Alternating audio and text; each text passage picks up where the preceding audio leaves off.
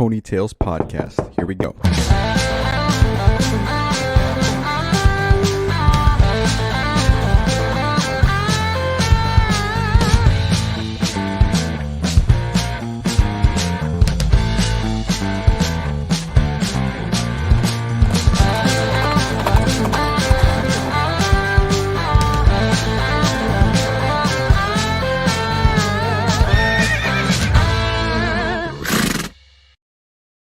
Welcome, ladies and gentlemen, to the Ponytails podcast. My name is Andres Gamboa, and I am one of the hosts of the show.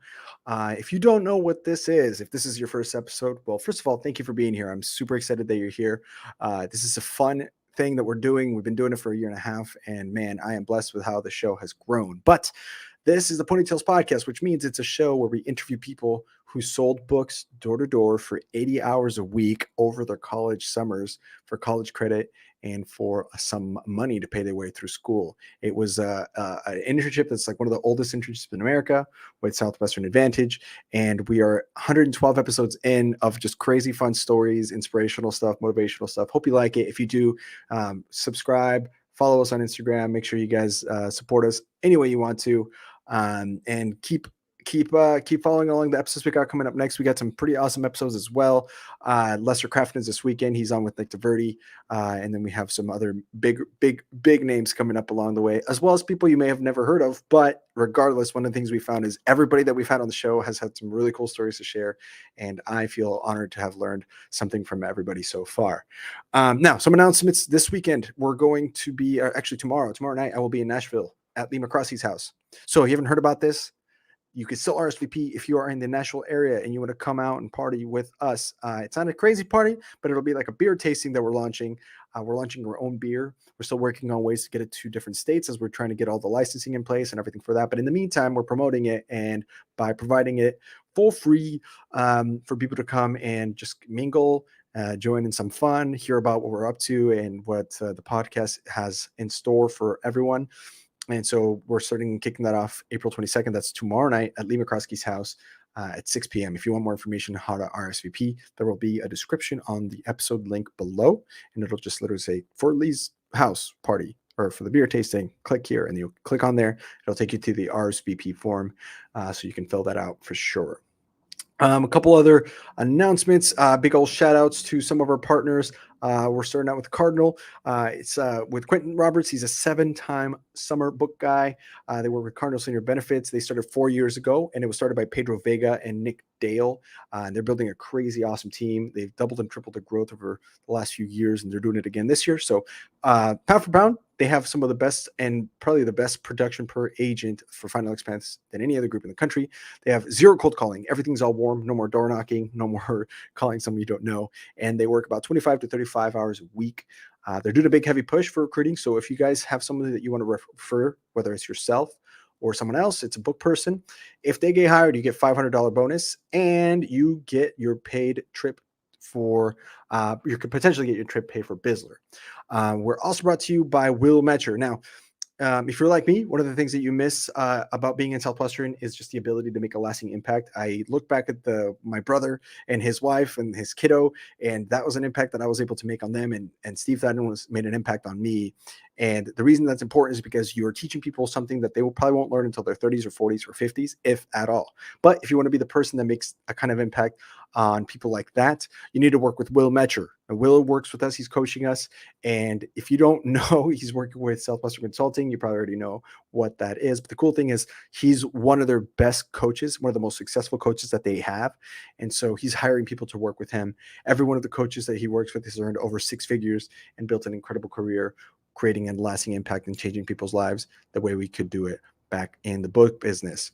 And then finally, Elevate Wellness. I want to shout out these guys big time. Seth and Zane started a company where they help you get into shape in the way that is healthy and sustainable.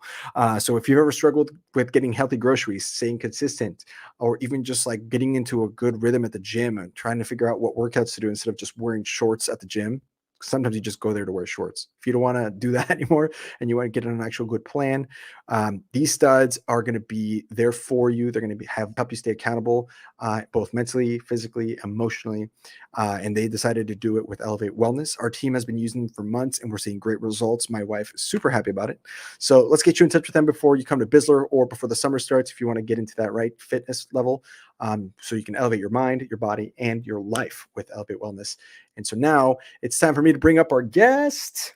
So I'm so excited because in the back room we were having a blast. So now I'm going to bring the man, the myth, the legend, Jay Kazowski. Jay Kazowski. How you doing, dude? Oh, dude, I'm swell. I'm just happy to be here. Happy we made this thing work, even though I don't know how time zones work and may have been running a little bit behind. Hey, man, we're flexible. We're flexible. Hold on. If people don't know who you are, I got to brag about you. 10 summer book guy from the JYD division.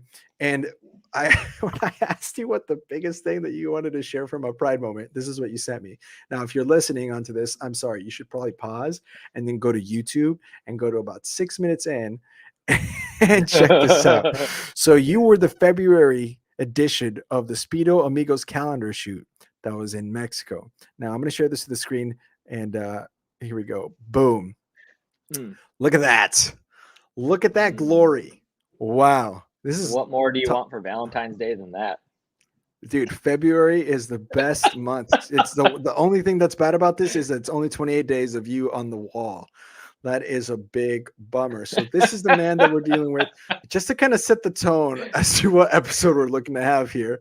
This is how we're starting. We're starting off on a high note. This is so exciting. But hey, man, you know, the best thing about book people is they don't take themselves too seriously. They take what they do seriously and they don't take themselves too seriously. And on that note, I think you're doing the fine balance of both. Appreciate that. Absolutely, brother. All right. You drinking with me or what? Yeah, I got some Angel's Envy I got from a client of mine today. Oh, heck yeah. All right. So perfect. Yeah. As you tell me what you're up to with your clients and what you're up to nowadays, we'll jump right into that. I'm going to let you know what I'm drinking. I'm drinking an old rum, Ron Viejo de Caldas. It's 8-year-old rum from Colombia. It was given to me as a wedding gift. And I'm popping this open for you, buddy. Like this is a special occasion. I mean, it's not every day you get to talk to the great Jake Osowski. So I'm going to pop this one open. And while I'm doing that, all right, catch us up. What are you up to now? What's Jake Kazowski up to nowadays? Man, life has been crazy ever since wrapping up the book career. It's been somewhere between 2 and 3 years since I finished it up. And when I left, it took a long time figuring out what the next step was going to be because part of the decision, I had no clue where the heck I was going to live within the United States. So I needed something that would be flexible. I could live wherever, work whenever. I ended up interviewing with about 13 different companies, and the one that just checked the most boxes was Family Heritage. I know some of you guys who are book folks have looked into Family Heritage in the past or worked with them, and it's just been a true blessing to come and work with the transparent financial agency out of everything since I've been here. Really learning how to work B2B and not have to live that residential life anymore.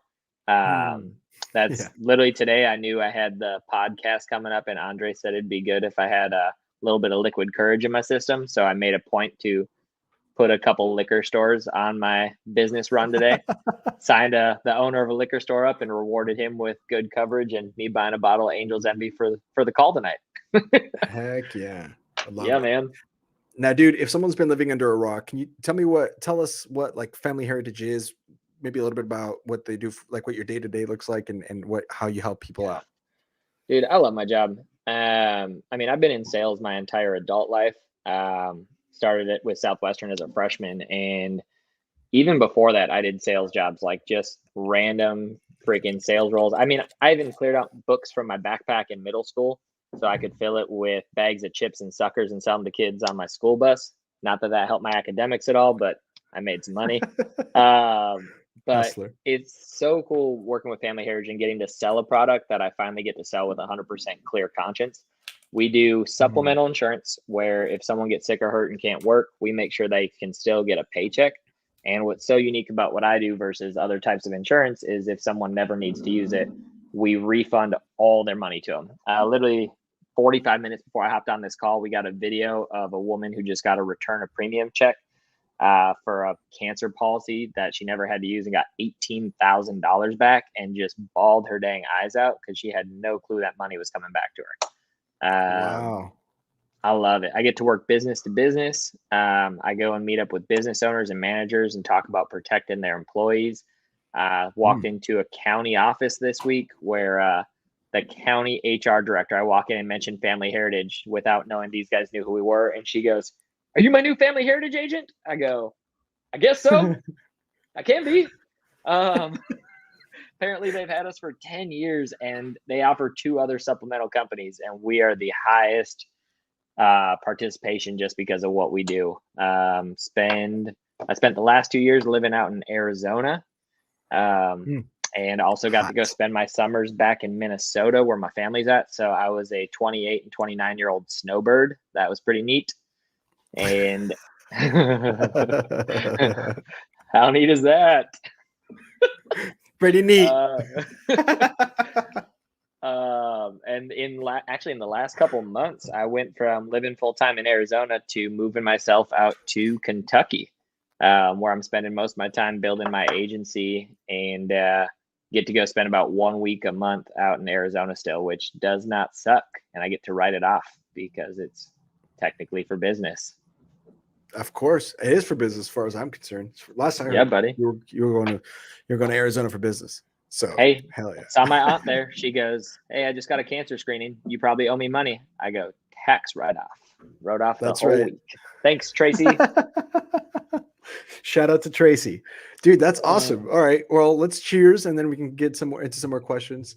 By the way, we can make this as interviewee or as conversational as you want. It's been kind of a mixed bag every episode, so it's your call. Cool, bud. But cheers to you, sir. That's nice. That's solid. Oh, well, look at that. We didn't plan that. That's straight up. We're not sponsored by either of these rums and bourbons, so they're just doing it right. Yeah. Hell yeah, man. Cool. So let me ask you this. I was when people leave, what are some of the biggest differences that you've noticed, especially being so recently removed relatively to some of our other guests, like between the book field and the book business and the insurance business with family heritage? Biggest differences. And or similarities, I guess. Either way. Yeah, man. So actually leaving Southwestern, especially after being there for 10 years, I wanted to go into a role where I had nothing to do with leadership ever again. I was so frustrated. I love some of the people I've worked with in books, and some of them will probably listen to this, and some of them are still there, and I am so thankful for you guys. The percentage of people that I had to deal with, though, on a regular basis in recruiting that would just rip my heart out on a daily basis, I'm like, my dating life's not that great. I don't need you guys doing this to me too. Fair enough. Fair enough. But what's unique is I came here just to sell, and I found that those of us who've been called into leadership in our life just really can't run away from it. So something that I thought was going to be really different that wasn't is just some of the excuses that people make, like all the things we've heard from college kids of why they can't do this book thing over the summer, or why they got to quit, or they got this thing going on. Most adults, in all honesty, are those same kids who haven't dealt with the crap that they should have dealt with back in their early 20s. And it's just they now have more real life problems because they're making these same excuses now when they've got a husband, wife, or kids relying on them. So that was one of the things that was way more similar than I expected, which was kind of sad because even though I didn't want to do leadership, fast forward a year, here I am building an agency, recruiting, training champions. I can blame my dad for that one. He was the person who got me to step back into leadership when he went 7 months without work during COVID, and I got to give him an opportunity to come work with me. But yeah, I'll share that story later. I got to work with my dad in insurance and my brother in books, and one of them was a lot more coachable than the other one. But big differences. God, I love just normal schedules, dude. Like selling books, it's great, but it's super intense. Yeah. And it's so seasonal. It's so seasonal. I could not work another seasonal job. If I want to go and take a month off to go live in Costa Rica, which I did 2 years ago at the end of my first year here, I can go do that and not worry about what freaking season I'm in building my career with Southwestern. I can take a summer vacation. I can go to a wedding and not feel guilty about it. So it's like, I like Ooh. actually being able to make my own schedule and decide what results come from that. Dude, wow.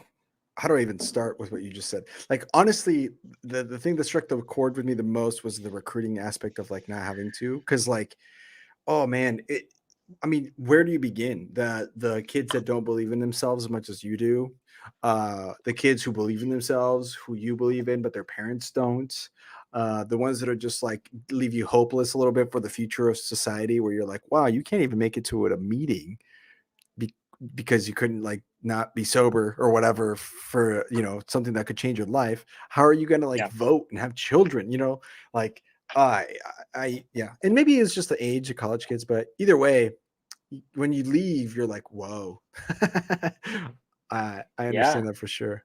Dude, anybody who sells books for one summer, just the life experiences you have and how far that sets you apart, because I don't care if someone's a homebody or what your natural instinct is, going and doing something where you have to rely on yourself for that long of a period of time and just like deal with the suck of a summer. I mean, there's a lot of good, but you deal with a lot of shit.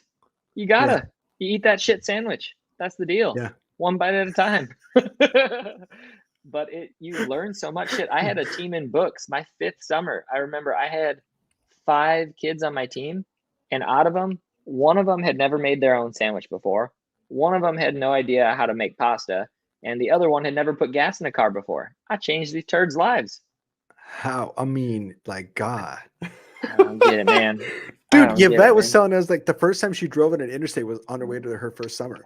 Like, that's how she started life. Like, it was she had never even left Nebraska, and it's like, it's so wild. But damn, that's so cool, man. I think the again with the second thing that I really attached to was the schedule. Yeah, man. My brother missed my mom's wedding, and I knew it was hard on him because my mom got remarried, and it was really hard on him. It was because he was the org leader. He couldn't just leave, and it's like I can't imagine what he must feel like, when he thinks back on that. And looking back on it, he probably feels pretty good because he's providing for his family really well, and it worked out really well for him. But that still has got to be hard. And the things that you're missing out on the summer, or even something simple like, hey, we're gonna watch the World Cup. And you're like, yeah, I'm some books. Freaking cousin's graduation party. I'm like, it's high school. He'll probably go to college too. Like, he'll graduate again. Are you gonna throw a party for him that time? But you still miss it. I mean, shit. I did 10 summers on the book field, and I think I left one time. Did I leave for something? I think I did, but I don't remember what it was for. And I have no idea, but I'm pretty sure I left one time in 10 years from the book field.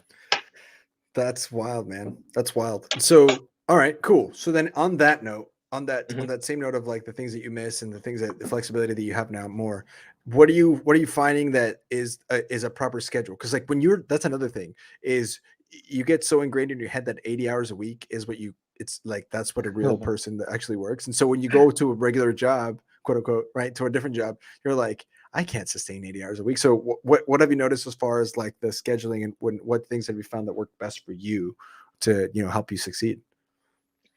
Dude, again, I have no interest in working 80 hours a week again. I was just up to dinner last week, and I was talking about my book career and mentioned to a group of people who knew nothing about Southwestern that I did 10 years of 80 hours a week, 90 hours a week, knocking on doors, cold calling. They're like, what is wrong with you? I was like, so many things. We don't have time for that. But but one of the things I loved, it just like made everything feel so normal. Like, I accidentally worked a 60-hour schedule a few weeks back, and I was like, oh, and I still went and had a social life. I still went and got my training in because I'm in a pretty intense workout program right now, training for a couple races I got coming up. And it just like, I got to continue to do life shit. I played video games that week. I worked 60 hours by accident, and I finished Assassin's Creed Odyssey because let's go. Hell yeah, baby. You ever Fortnite it up? Do you ever Fortnite? No, my cousins ruined it for me. I had my cousins are in college and a high school senior now, but the first time I played Fortnite, they were 13 and 15. And I realized that not everybody's meant to be org leaders. Never have I felt so bad about myself when I was ruining their kill streaks. And they just like tore into me. I'm like, thanks for ruining Easter, bud. Logan and Trent, I love you. If you listen to this, you ruined Fortnite. Go sell books. Go sell books. Go sell. Get your shit together. Go sell books. Dude, that's so funny. Now I do what I wanted to ask you when we were on, because I made a mental note to ask you about. I know you're doing races. You mentioned that briefly. Tell me about that. That's so fun. You're doing them with Will and even my brother a couple times, right? And Austin William or Andrew Williamson. Yeah, man. Spartan Races. The obstacle courses and stuff like Tough Mudder. The idea of running to me sounds awful. Like just running to run sounds 0% fun, sir. So Will and I actually, we were talking about this a while back. And if any of you guys who know Will or know myself or know our backstory, Will and I both used to be fat kids. Like that's part of who we were. And we're both in relatively good shape now. We're still just guys with dad bods every now and then, but pretty good looking guys with dad bods. Absolutely. We're like, what would be a fun way to go do this? And we decided to book 3 Spartan races back in 2020, 5K, a 10K, and a half marathon. And then the whole COVID thing happened, shut it down. And they're like, here's your races for 2021, and we'll give you a free race on top of it. So this conversation led where we're like, let's do it, and we'll take the free race. And we kind of just got in this brainstorming phase. We were the day before our first race down in Jacksonville, Florida of 2021. And we were going to run a 5K Spartan race. And we're like, so we're doing a 5K, we're doing a 10K, we got a half marathon. What's the next step? What's the next step past that? We like looking it up online, and it's a 50K Spartan race. So for any of you guys who know miles and not kilometers, it's 31 miles. And we didn't do that math beforehand, but we're like 50K. I know it's more than 21, but yeah, let's do that too. So we ended up signing up for 6 races that last year. Screw doing a 50K ever again. I'm glad I did it. Check. I'm done. Yuck. That was awful. We literally went 10 and a half hours with 67 obstacles from the time the sun went up to the time the sun went down. It was intense. But what I've loved about the races is they're just so freaking addicting. Like just having something fun to work towards and a purpose to get in shape. Oh, this is the first time I ever got air on a race. Like you jump over fire at the end of every race, and usually I look like a complete turd as I'm doing it. And that last video is like me actually having air below my feet. Look at that. Look at that. Look at that. Oh, there you go. It's not a lot of air, but there's still air there. Yeah, I've gotten so excited about these and having a purpose for like getting in shape that Will and I both bought season passes this year. And so far I've mapped out 18 Spartan races that I'm doing this year and have another 12 like maybes on the calendar. What? Yeah, so actually I am 4 weeks out from my first trifecta weekend, which means Saturday I run a half marathon with 30 obstacles. Sunday morning I run a 10K with 25, and Sunday afternoon I run a 5K with 20, all in one weekend. And then I cry. That's bananas. Word, dude. Hey, I'm losing weight. This is great. Like I put on a little bit of COVID weight that I lost on the book field, and it's just disappearing right now. Let's go, dude. That is so awesome. That is so awesome. Where was the first one? How did it, like, what was that first experience like? Last year? Yeah, like the very first one you guys did. Because I remember, was that with Danny? Did you guys go with Danny? Which was the one that Danny went with you guys to? We ran into Danny in Vegas/Arizona. The first one we did last year was myself, Will Metscher, and Andy Laws, and we were in Jacksonville, Florida. And holy crap! Like being that I lived in the desert, like I'm used to running on sand and stuff. There was about a quarter of the race where the water was like waist to chest high, and you're just trying to wade through this stuff. But it was so refreshing. Like the obstacles are nuts too. Like so much of it is like I try to be in good shape and strong, but like it's just technique. Will literally has had me watch YouTube videos on how to do a rope climb, and it's like, yeah, it kills, but half of it's just knowing the form how to do it.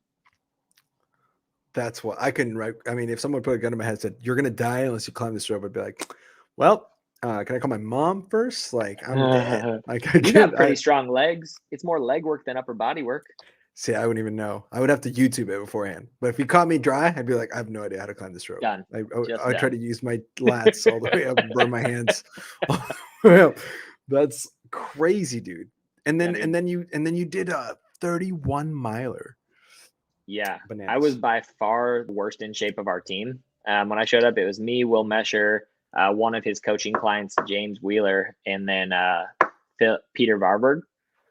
Yeah. And Peter's a lunatic. Any of y'all who know Peter, have spent time with Peter, he showed up to the race, and at the beginning of the race, they're like, who's never done a Spartan race before? And Peter's hand shoots up. He's like, I've never done this. I just decided 31 miles is a good place to start. And he crushed it. He crushed it. Like, we get to stuff like the rope climb where I'm like focusing on technique, and he just kind of looks up at it and just jumps and upper body monkeys it. I was telling his brother Phil about it on one of our company trips, and Phil goes, yeah, Peter just does that stuff. As a kid, it's like, if you ever lost Peter, we just look up in the rafters and he's doing some monkey stuff. Like, that's his thing.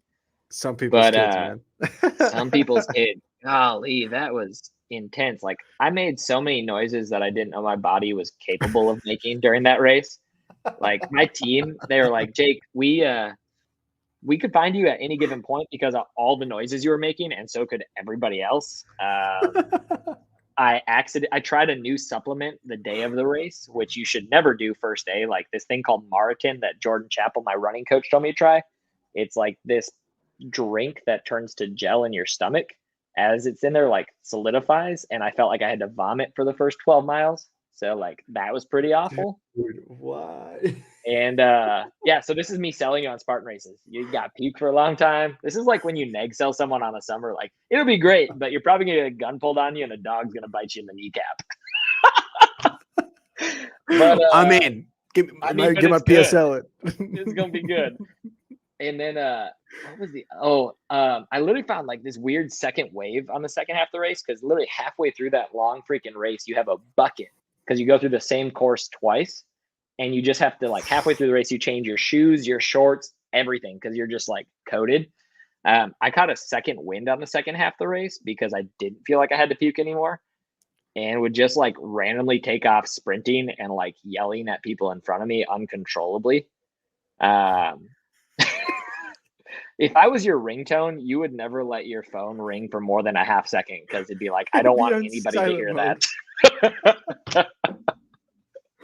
Oh my god, dude. So do you like run the whole time, or do you take like breaks, you walk? How does it work? Like the endurance is gotta be just bananas, bro. So the first one I ever did, I tried to take the same approach that I feel like I've heard from marathons, where your goal should be like just to never walk. It's not a thing, man. Like if you don't walk at all, like you're kind of screwing yourself, because so much of the races is like inclines and terrains and things like that. Like we did probably my favorite race last year. We did one in Hawaii. It was me, Will Metscher, Brandon Q, Andy Laws, Andrew Williamson, and Shane Hertig. So like force +1. I was the +1. Let's go. All former guests of the show, by the way. Yeah. And we the race itself, we did it on the property that they filmed Jurassic Park and Jumanji. So like it was just this really rugged terrain and like looked like a tropical rainforest. And part of it was a 4,000 foot elevation change through a jungle where it had like rained the day before. And it was, you're actually like grabbing tree branches and stuff to pull yourself as you're walking up this thing. So it's like, you have to build in walking, like, or you will die. But I bet you there's those crazy people. Yeah. Well, yeah. Andrew Williamson is just another fucking, he's just. Dude, we did a race. It was me, him, and Andy Laws, and Will was supposed to be with us, but Will was dealing with kidney stones and stuff. So that's why we couldn't do all the show when we had him scheduled. We had to reschedule him because he had kidney stones. He's got to knock that off. Like, that's rude, bro. We got stuff scheduled. Plan kidney stones for later. But I remember Andrew started like in half hour after Andy Laws and myself, and he caught up to us halfway through the 10K, so 6 miles. He caught us halfway through, and he was way ahead of anybody who was part of his heat.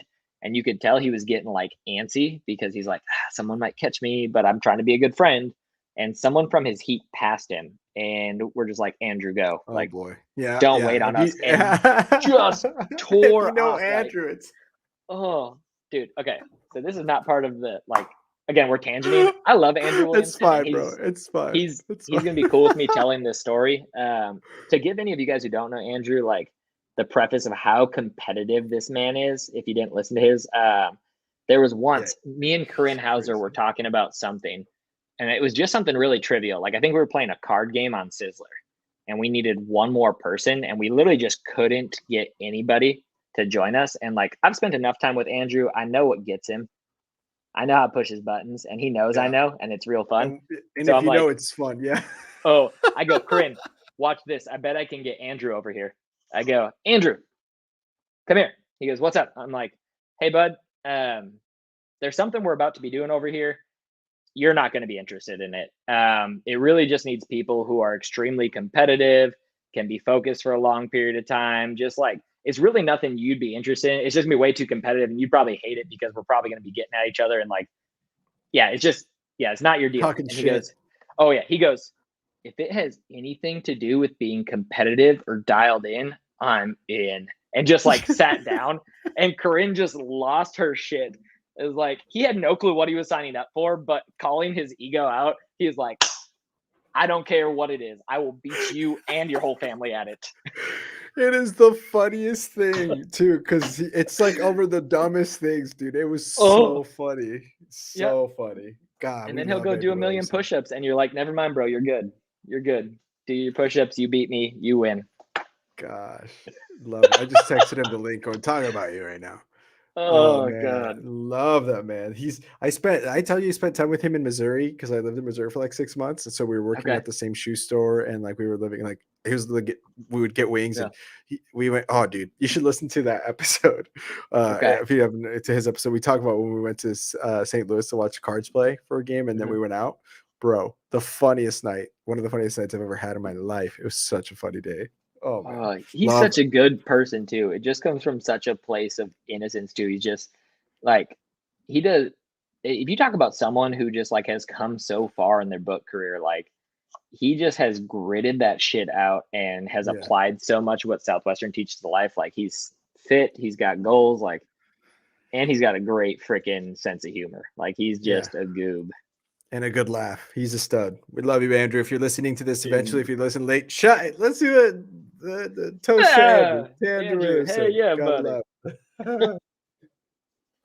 Dude, speaking of Cardinals games, Will Metscher lost a bet to me his last summer selling books, my 7th, for tickets to a Cardinals game and all the beer I could drink. We are 7 years out from that summer, and I think this summer I'll probably finally cash in on that because I live like 6 hours away from him now. And he's there. He's no longer in Portland, so it makes sense that he goes, and it makes sense you go. In fact, you should exchange all the beer you could drink for the flight in, and then you buy your own beer. That should be good. Well, that'd work. Yeah, I'll figure it out with him. He just owes me. I'll just put it on his tab. Oh, and he's good for it too. The honor on Will Metscher, ladies and gentlemen, is unrivaled. I mean, maybe Dan Moore or something like, I don't know, like More Utley. We know Will can afford it. He's sponsoring podcasts and stuff. Yeah, that's right. That's right, baby. So shout out to Will. Shout out to Will and Andrew Williams. They're both of y'all. Love you guys both. That's right. Oh man. All right. Should we wind the clocks back real quick? Go back to the beginning. All right. Before we do that, let me tell you a little bit about some of our partners. Everybody listening, big old shout out to our friends over at Martine and Lukasz. You know Martine Cow, right? Sure do. Dude, he DJ'd my wedding. No way. Yeah, bro. I got married 2 months ago. What? Martine is like the greatest hype man ever. Like if you want to feel good about yourself, you tell Martine a story and just watch him cheese. He just gets so happy about it and just nods the whole time. Yeah, dude. That's what makes him a good DJ. They're partnering with us. So they did the Freddies. They're the first DJs to ever do the Freddies. Cool. So if you guys are listening, you have an event and you want to avoid that freaking awkward DJ vibe, they're always kind of known for just sucking. Like it's like I could have done a better job with my iPod, right? No, you can avoid all that. You can trust Martine and Lukasz that they're going to bring the party. Man, my wedding was so much fun, and they were able to mix in like salsa and bachata with like, all the different genres. So if you guys are looking for somebody to kind of have a good mix, somebody that you can rely on and is affordable, ball out on a budget with Martine and Lukasz. Reach out to us. We'll get you in touch with them for your event. We're also brought to you guys by Pat Roach and Southwestern Real Estate. There's a lot of lucrative industries out there, but a lot of mediocre standards. I'm sure you kind of have seen other insurance companies that are kind of like that way too, where it's good money to be in insurance. People are kind of like not even willing to work. Real estate is one of those industries where like 95% of the people who start actually a year later are gone, but Pat and Southwestern Real Estate did it a little bit different. 95% of the people stay, and they created an environment where people actually work and they love what they do. They have a lot of flexibility, and it's a good industry. It's too good of an industry to mess up. So that's why him and the team that they're building there, they're in 14 different states, and they've built an incredible culture. They are 99% drama free. They took all the good Kool-Aid parts of Southwestern. And 99%. Yeah, that's what he guarantees. And he also guarantees an interview for any book person that's looking to get into a new career. Maybe you're looking for more flexibility to prioritize the things that are important to you. Maybe you just think you're better looking at the Property Brothers and know that real estate is really, really good. If you want, we can get you in touch with Pat. You get a guaranteed interview if you're a book person. So make sure you reach out to us about that. Next up, Cardinal, and this is where we get it. So this is really cool. I love doing this because so Cardinal is one of our biggest partners, and so they actually bought 2 different spots on the air. But I like this spot a lot because we get to shout out some of their agents, and so we kind of brag about how they're doing. So this is a really cool place. If you recognize some of their top brokers from this past week, the following 7 people all grossed over 10K. Now keep in mind that this all the agents did about 14K in gross profit this last week, and they average about 35 hours of work, and it's pretty crazy. So Lucas Holland did 20K, Michael Camilleri did 20K, Abdulhamid Dominguez did 15K, Nate Alberts with 14K, Carolina Reed with 11, Jordan Chappell, hello, shout out to Jordan, to your coach, 11K, and then Greta Huerta, who's also a legend. She's such a cool woman. She worked 32 hours, second week in a row where she grossed over 10K. Special recognition to, of course, Lucas and Holland and Lucas Holland and Michael K, because they grossed over 30K in the last 2 weeks. Now, the crazy part is neither of them had any sales experience before Cardinal, and it turns out that Cardinal was able to train them, and it's their first 12 months in the entire industry. So they are doing something great over there. Love, and of course, if you guys know somebody or you yourself are like, man, I want to be a part of that, learn a little bit more about that, there's a 500 referral bonus for anybody that gets hired. You get $500, and after every 5th person, the last 5 people get put into a hat, drawn out, and then you get a free trip to BIZZLER, baby. So make sure you reach out to us. And last but not least, we want to shout out to do you remember Dillon Barr? You ever work with Dillon Barr? I never worked with him, but know him. Good guy. Dude, Dillon is the funniest dude. So one or 2 people listening to this is probably going to make 130 to 150,000 a year with these guys. So they are Dillon's working with Thought Leader. I don't know if you've heard of Thought Leader, but it's an online. Right? Actually, no. Interesting you said that. It's very similar to that. Fido is doing this too. Okay. It's an online education company, but instead of publishing, they teach people how to land a TED Talk. So they have worked with over 400 people who successfully landed TED Talks, helping them gain a ton of clout and, of course, a ton of revenue for their individual business, but they need your help. So they're working exclusively with us, and they're looking for specifically Southwestern alumni to join their team. They have an opening for 2 different roles, one at the SDR role, and that's basically you are in charge of qualifying leads. And so these are warm leads that are coming. People are like, I want to learn more about this program. How do I do this? So imagine like a mom messaging you on Facebook to want to learn about the books. It's exactly that. But you're qualifying them to make sure that they are the right fit for the program and for the program that they have there. You could probably make about 50 to 75,000 a year, and then of course progress on from there. The other role that they're hiring for is the enrollment advisor. So these are the people who are going to be more of like helping people get set up for the program. You're going to wake up every day. Your calendar is full of appointments already that are already qualified. And then the earnings for that role are anywhere between 130 to 200,000. Now, here's the thing. The standards are high for this. So they're not looking for any Yahoo. Specifically, that's why they're looking for Southwestern alumni. And even they're pretty picky about them as well. But for the right person, this could be a really, really good lifetime opportunity. I know Dillon is loving it and he's crushing it out there. He's currently the head of sales and client experience. So if you're interested, send him an email. That's DB, like Dillon Barr, at thought-leader.com. It's on the screen if you're watching. Thank you for coming to my TED Talk. See what I did there? Those are some good name drops. Dude, you work with the coolest fucking people. This is the people I get to work with, and I get to shout them out. So it's so fun. That's awesome. Bro, all right. Now it's time to wind the clocks back. Cool. I usually take a little bit of time in those ads so people can kind of collect their thoughts and memories. I hope you have these written down. If you don't, that's okay. We're gonna have a wild ride anyway. But Cool. we go back 10 I have years. both thoughts and memories ready. Good, dude. All right, so let's roll back. How the hell did you get into this thing? Who talked to you about this? Who gave you a whiff of the Kool-Aid? And how did you get in the business? What year is this? Where are you at in school?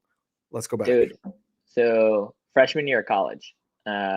It apparently something I've realized is I'm kind of a pain in the butt when it comes to making a decision of where I'm going to work with. Like this just now came to me, like in this very moment, because anytime people are interviewing with Family Heritage, I tell them like I was probably the biggest pain in the butt for Justin to interview because I think I like shadowed multiple times and interviewed probably 2 or 3 times as much as anybody else. And I didn't realize until just now, but I did the same thing with Southwestern. If I look back to my freshman year, I remember my buddy Nate. He was the first friend I made freshman year of college. He got recruited to do Southwestern in the fall, and he tried to get me to go to an informational meeting during first semester of freshman year. And I remember he's like, dude, what we're talking about, like telling people the war stories before actually like pitching them on it. He hadn't even gone and done it, but he's like, hey man, I'm going to go and do this thing where I'm going to sell books door to door, 80 hours a week, no guarantees in some part of the country, which I have no clue where we're going yet. You should go hear about it. And I go, that sounds awful.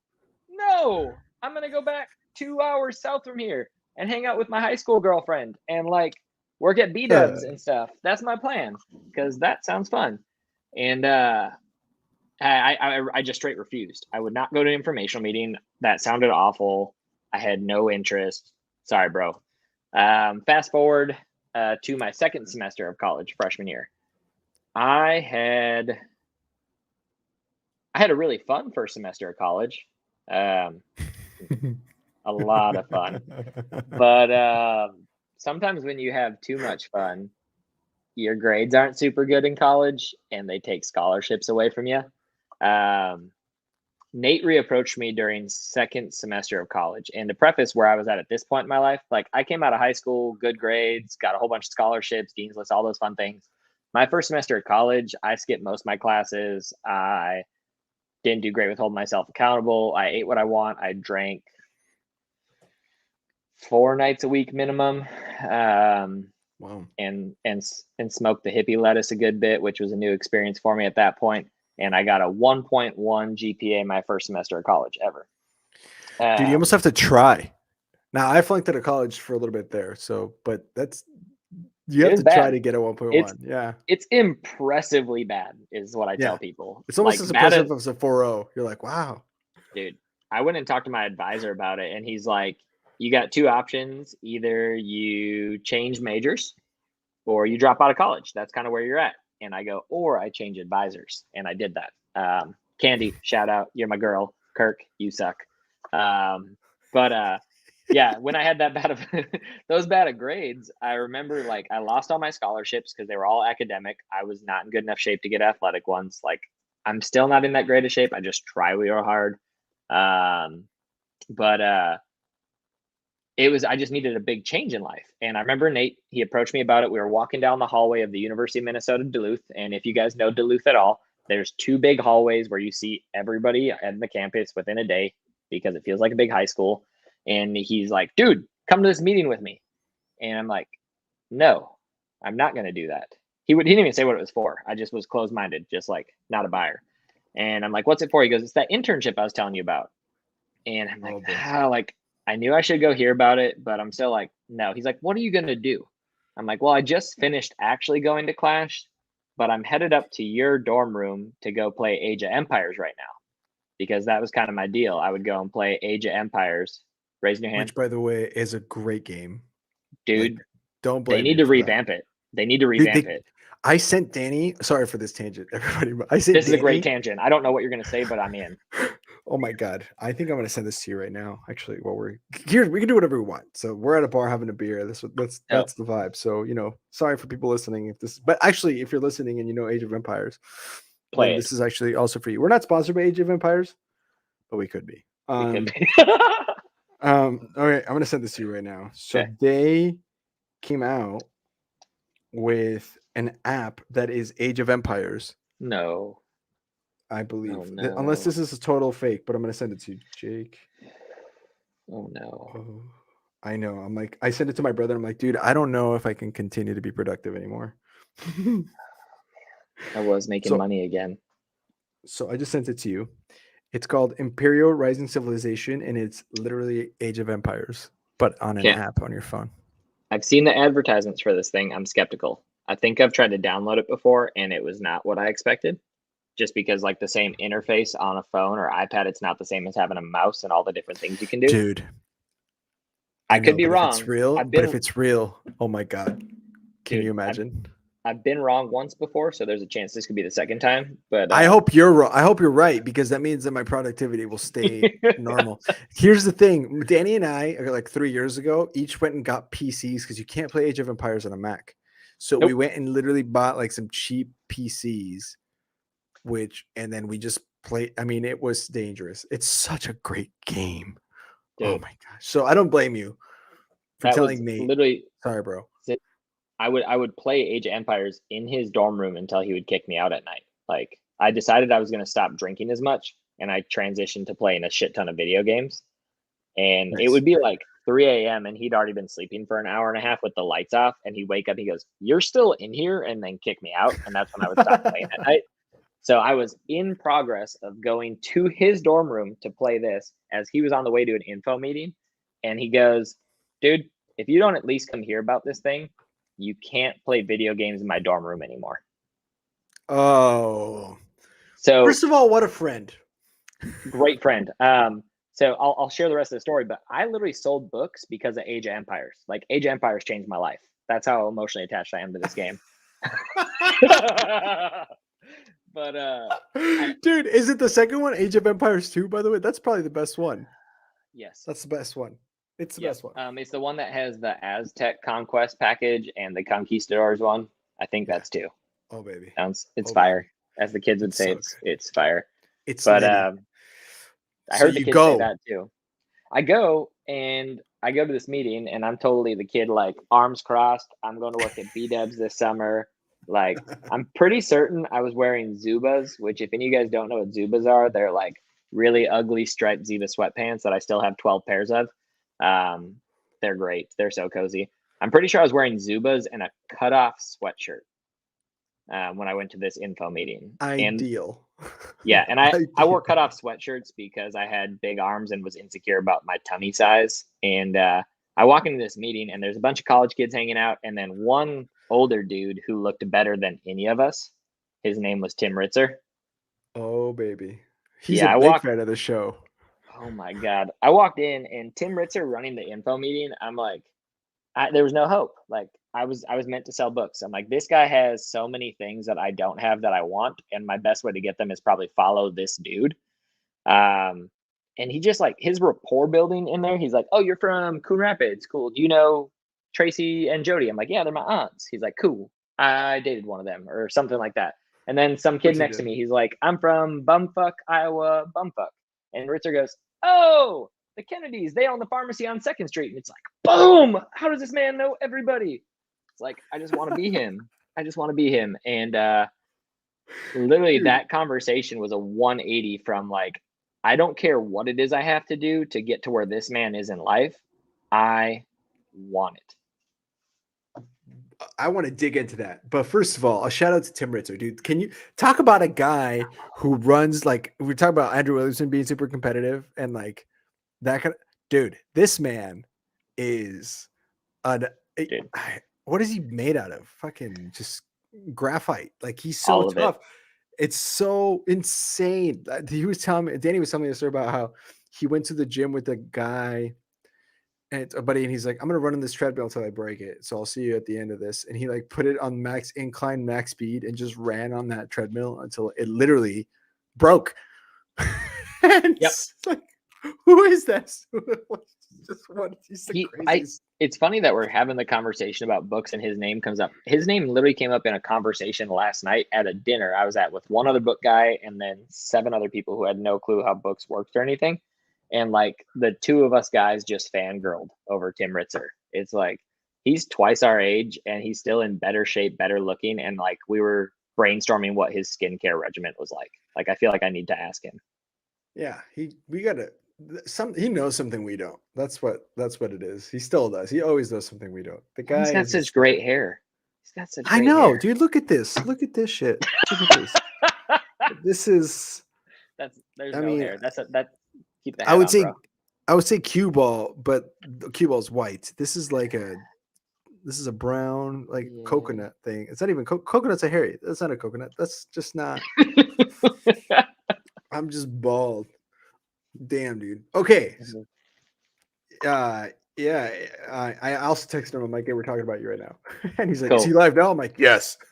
Ritzer? Join us, Ritzer. Yeah. Oh, God, I love him. See what he says, dude. Love you, Ritzer. You're great. See if he joins in the chat. But yeah, man. So that's crazy. So you see Tim Ritzer, and I want to dig into something there because he's doing your info session, Tim, and you mentioned everything, whatever it takes to get whatever this man has. Like, what about it? Like, and I've actually asked a lot of people this before. Some people, it was a competitive aspect of it. Like, at first, the money sounds cool and all that stuff, but what was it for you that Tim had that made you go, all right, like, this particular aspect is what made you a pony, I guess, is what I'm asking. I could list off a million different things about why Tim Ritzer stood out to me and why he was someone that I wanted to emulate. The biggest thing that just comes gut instinct is how much that man liked himself, but not in a cocky way, but just in a way of like, I've done things and I've earned the right to feel as good about who I am as I do. And I wanted that because I had just, for the last 6 months, I had done a whole bunch of shit to really deteriorate the value of who I was as a person. And I wanted to feel good about something I did and who I was that was all based off of me. That's deep, bro. Yeah. That was end of my first summer, man. First time I came out of something that I could look back on and being like, I did that. 100% me. Yeah, dude. So let me ask you this, because I never worked under Tim. He's a legend, right? And how was it? By the way, he just joined the chat. I think he's saying what's up. Word. What up? Oh, what's up, Ritz? Hope you're drinking something, Tim. Oh. Cheers to you, sir. Hope to see you on the show sometime soon. See you at BIZZLER.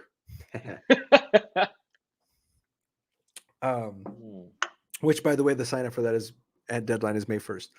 But what was it like working under someone like that? Because I worked under Yvette, which was a privilege too. You know, Yvette's a freaking like, if there was a female Ritzer, it's Yvette. She's a badass, you know, in the same way, and great greeter. But for you, like, being coached and mentored under someone like that, what was it like to learn from someone like that? And what were some of the biggest things you picked up that first summer?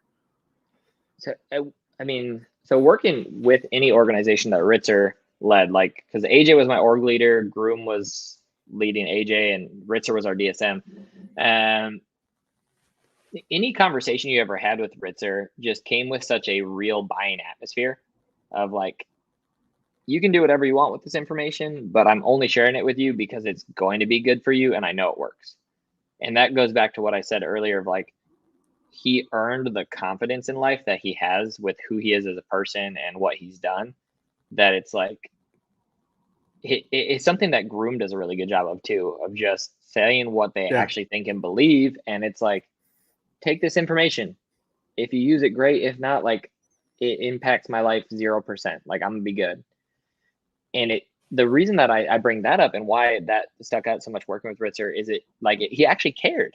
Like, you can't be that honest with someone and not care. Right. Yeah. And I feel that. And so working with him, I had so much to learn technically and so much to follow. And I honestly, like, once the whole summer started, I really didn't get to interact with him a ton because I was a rookie and he had 5, 10, 15, 8 OLs underneath him that I'm like, I was just one of the peeps. So like AJ was my org leader and who I spent most of my time with, especially after my manager got sent home my first summer. AJ kind of adopted me. Your manager got sent home? Yeah, she was a rookie who was off schedule, and they gave her like stipulations to like come back as like, bring this size team, get these grades, and come to meetings. She brought a 5 or 6 person team, the rest of the team, including my buddy Nate, either got sent home or quit. Oh yeah. Well, the story about Nate's a story for another time. I love Nate. I won't say nothing on here, but Fair enough. they got sent home, and I remember we were in Naples, Florida, and well, that's where I was. We went up to Busch Gardens for a Sunday meeting, and I showed up, and I'm looking around for Maggie. Bro. All the other rookies on my team are gone, and I don't see Maggie at the meeting. And AJ pulls me aside, and he goes, "So, hey, did you notice Maggie's not here?" I go, "Yep." He goes, "Where do you think she is?" I'm like, "I don't know, probably back home with the rest of my team." Golly. See ya. AJ goes, "Are you gonna let it affect your summer?" I'm like, "No, I'm here for me, bud. Like, it's okay." I just thought it was Dude. normal for most people to quit. Like, there was so many things my first summer that I thought were normal that when we had our awards banquet and I like was just talking about summer, people were like, "That's awful. That sucked." I'm like, "Oh, that's not normal. I just had the blinders on the whole time." Shoot. Like I Dude, told oh, you go. No, I was just gonna ask you. So, what was that first summer experience in general like for you? I mean, you go to sales school. I always like to ask about the first summer because that's the one that just really like smacks you in the face. You know what I'm saying? That's the one that's like, what the hell is? What am I getting? When you go to your second summer, you're like, I know what I'm doing. But the first summer, you're like, what the fuck just happened? Like you're You so think crazy. you know what you're doing your second summer, but second summer is so different than the first. Yeah, Like that's true. my first, I'll give you the stat here in a second, but my second summer, I got 2 blue light specials, and I got kicked out of my turf like within the first couple weeks, and I was just thrown off because of how many blue light specials I got my first summer without getting kicked out of my turf. I'll share that story in a little bit. Actually, when you were in the restroom when we were prepping, I don't know these stats for sure, but I'm pretty certain I have the most blue light specials in a first summer. Like statistically, I kept it on a goal card during the summer because I just thought it was a fun stat and thought it was normal. But yeah, it was a lot. So my first summer came from Duluth, Minnesota for college, one of the 5th coldest cities in the country, to working in Naples, Florida, God's waiting room, hot as balls. And yeah, for sure. Like everybody thinks that Naples is just like people. Yeah, it's like there's no middle income there. I grew up in the burbs of Minneapolis, like the middle of middle income, and like Naples, Florida, it's either like you live in old money mansions or you're their gardener and you live in a trailer park. And like that was there at night, like to get the last knock so you don't get the cops oh calling. my God, dude, I didn't understand. Like I was so naive, like blissfully ignorant's a good way to put how I went in my first summer because like I was so sheltered of like I just assumed everybody was nice all the time to everybody, and if you weren't, you were just a terrible person. So assume that people were like nice all the time. I remember Well, I mean, one you're of my from Southern Canada. Yeah, of course that makes sense. yeah, I literally I remember one of my blue light specials. I knocked on a door and the garage was open. And as I was walking away from the front door after nobody answered, the garage closed. Which, when I tell this story to anybody who's never done door to door sales, I'm like, "What do you think that means?" They go, "Oh, that was that family's nice way of telling you they weren't interested." I'm like, "Exactly." So, what I thought, rewinding, was they must not have heard me. They were probably on the toilet. So, I went back and knocked on that door again. Oh no, the wrong kind of second approach, bro. And no clue. Like again, I just didn't understand why. I'm like, I am this soft, squishy, like innocent little boy. That's like, why would you hide from me, you idiot? Just come tell me no. And people did that, and then they called the cops on me. So the stat, if any of you guys are waiting for this one, I had 38 blue light specials my first summer. Bro. Officer Chris Johnson of the Collier County Police Department, probably not listening to this, but my boy, he could tell you my entire license info without me taking it out. I thought it was normal. Luke Spangler was my roommate. We got 3 blue light specials the first day on the book field of that summer, and he got his license taken away, and he just like played it off as it was cool and normal. I'm like, cool, we just talk to the cops every day. It's part of the job. So I'm like, every time they showed up, I was like, whatever, I get a free demo. And I sold books to cops when they showed up. That is, if you sold, did you sell 12 weeks that summer? 13.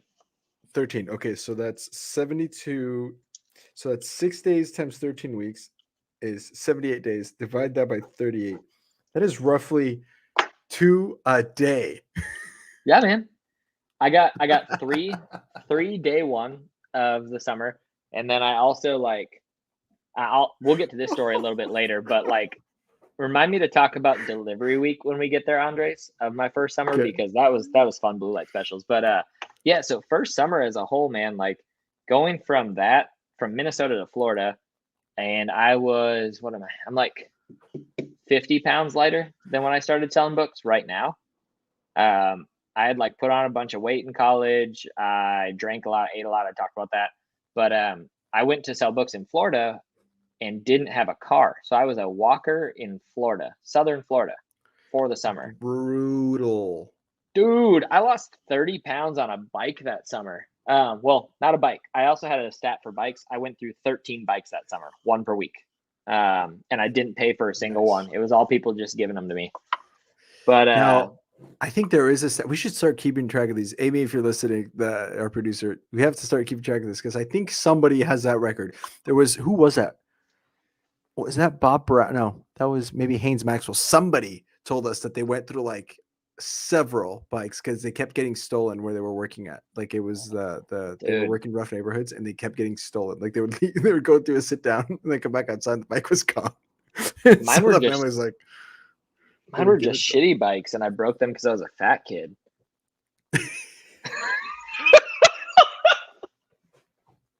Oh, that's a soundbite. That is a soundbite. We're gonna put that somewhere on a reel or something like that, where it's mine were just shitty and I broke them because I was a fat kid. Ponytails podcast, folks. All right, this is the advanced sales they won't give you. Oh, but that's also dude, when I went into leadership later on and kids would tell me I just can't find a bike. I'm you're not asking people, you idiot. I just kept having people give them to me. I don't get it. Excuses are so stupid because you just ask and don't care what people say. That's wild, dude. So you're going through this summer. Did you ever have a moment where you're you got to have some stories for that first summer specifically right now, probably, but what are some of the more memorable highlights, maybe low lights, moments where you were I'm going home, or on the other side where you get those first summer moments where you're this is the best thing in my life. Yeah, dude. So a couple things from my first summer. Don't share this picture yet, Andres, but I'm forwarding you one right now that's gonna make your heart warm and giggle a little bit. Okay. They're not ready for this yet. Oh my God, dude, if we could have the producer put this next to the Speedo Amigos picture before we put it up, that'd be a great thing to do. No, here, I'll do this. Okay, don't do it yet. I got you, buddy. Don't do it yet. No, this is too good. This is amazing. This is amazing. Notable stuff from my first summer. I had 0 units my first week on the book field. I didn't know that first week. I didn't know that collecting cash was a thing. I'm pretty sure I had 13 customers, but collected $0 because I'm yeah, just pay me at the end of the summer. It's no big deal. But I still went and did the demos and everything they told me. They're your success is based off of getting demos. I was cool. I will collect no money, but I'll get a lot of demos and I'll be successful. To 0 units then, and I think I was number 62 my first summer. I made 2,500 units, 12 grand or something like that. And what was funny is just the growth. Most people have what is it, emotional and personal growth. I had physical growth, in a way of I got way prettier. Andres, you can show that picture now, what I look like at the beginning of my first summer. Here we go. So first of all, this is the Speedo Amigo picture, and I'm gonna we'll do the opposite. So this is you at solid Sizzler, and this is you at the end of your first summer, bro. Look at that. And this is 50. That this was is sales 30 pounds. School. That was sales school.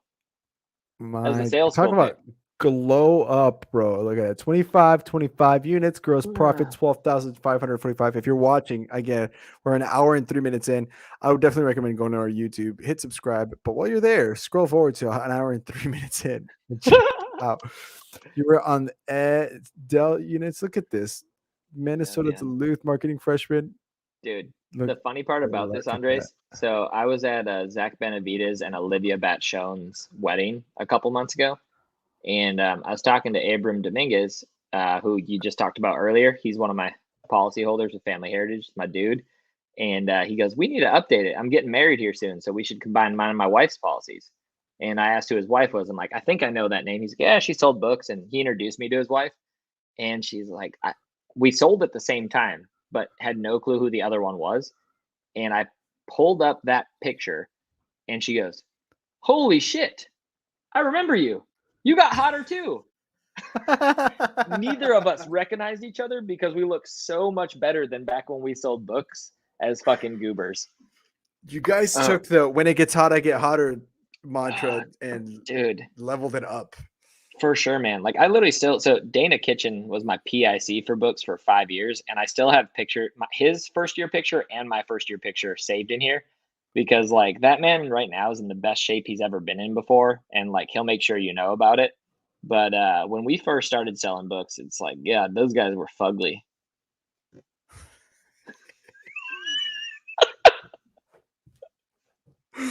Dude, you needed Age of Empires. You should get a tattoo of Age of Empires on your left ass cheek just because of what they did for you.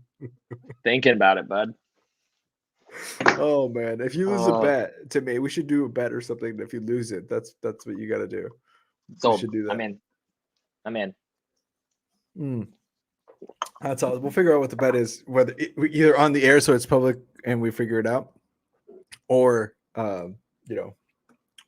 afterwards. Okay. Damn, sounds dude. good. So that's you. You're biking. You're dying. Yeah. How did you decide you wanted to come back? I mean, I feel like that's a tough decision to make. Be like, I'm doing this again. Like, or did you ever want to quit? Like, what? Talk to me about like those moments where you're like, man, this is hard. I don't know if I should do this. And how did you decide to do it again? Yeah, dude. I think everybody wants to quit at some point their first summer. Like, even if you don't actually consider it, because like I wanted to quit multiple times, but it was never actually an option for me. Like, I remember I gave up my job at Buffalo Wild Wings and I told a crap load of people that I was going to be gone all summer. That it's like the only decision for me was to stay there and figure it out. So even when those tough times happened, I'm like, well, I'm here. I don't have a choice. So figure it out, bro. I'm trying to remember, like, there was definitely times my first summer that I had those moments where I just like questioned what the heck I was doing. Like, I'm pretty sure every book person ever has been like waiting to go to the next door, and you see some dude like mowing somebody's lawn, or you see the dump truck drive by and this kid jump out and grab trash cans. It's like, man, he's got it made. Like, if only I could be picking up trash this summer and not having to go talk to this person. So I definitely had that thoughts. And actually dude, I just remembered this one. Great. That's why we're the Ponytails podcast, baby. Let's go. Holy crap. I was trying to think of stories before, but I knew I thought I wanted to quit one time my first summer, but I remember it was probably like week 8 or 9. And I'd been starting to figure things out and like doing halfway decent. My last 5 weeks of the summer were really like where the bulk of my production came from. But I was like doing all right. And again, this is naive, soft, squishy, Midwestern AF Jake. Some guy answered the door. He left to go, quote unquote, get his wife. And he came back and he had a gun in his belt. And like, to me, I had never dealt with guns before. I'd shot a .22 rifle before. And I'm like, all guns kind of freak me out. So I panicked. I'm like, this dude is going to kill me. And it's like, it was in his belt. His hand wasn't even anywhere near it. He was just trying to be intimidating. And I'm like, Florida. Plus I'm in Florida, and like, people disappear in Florida all the time and nobody knows about it because it's Florida. Alligators ate them. Alligators ate them. That's the deal. And I remember at that point, I'm like, if my brain went to my life is in jeopardy. Like, oh, it's effing not. Like, now I know that. But like, at that point, I'm like, I can't do this. I can't. I'm like, I'm not willing to risk it, and just like bawled my eyes out. And I called my dad. I called Tim Ritzer. And Ritzer didn't answer because he was being a human having a summer. And I called my dad, and I'm so thankful that the leadership I had in Southwestern coached me on how to prep my support system, on how to deal with that call home during my first summer. Because like, I could have called my mom. I know she would have caved.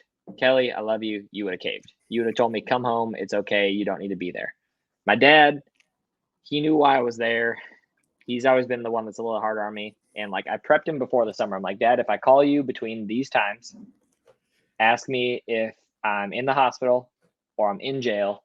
And if the answer is no to both those, tell me to go get my 30 demos and call you after the workday. And like, when I prepped him for that pre-summer, I'm like, I didn't know what that meant. I remember Lindsay Sims taught this part in mini sales school. And also, I work with Cindy now. Her last name is Leiter. She's married. Congrats, Leiter. You got a baby now. But yeah, we'd love to have her on the podcast. We need more book chicks.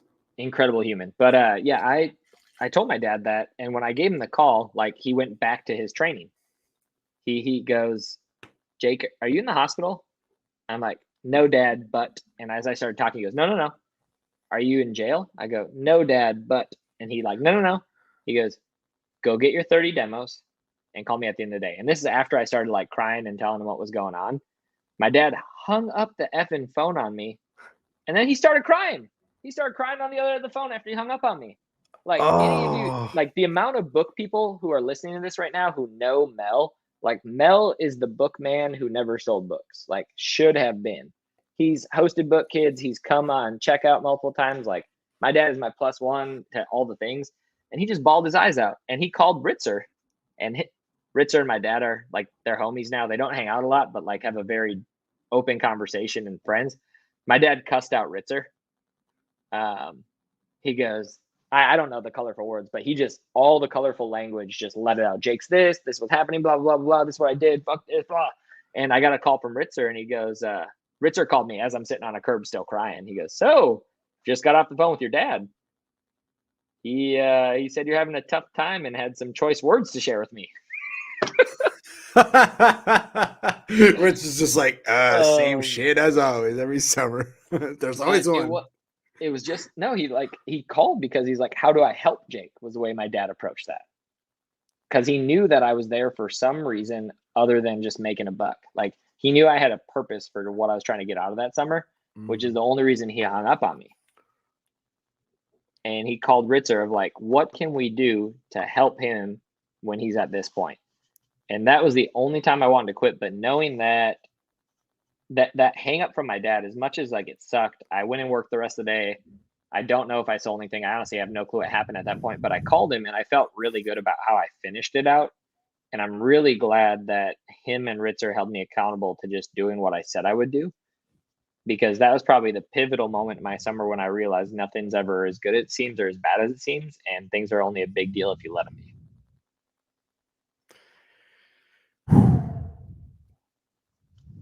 Bro, how did that change your life? Like, you're sitting here now, just sitting in this hotel room, and you think about the way that your dad was brave enough to be a man with you. You know what I mean? And change your life.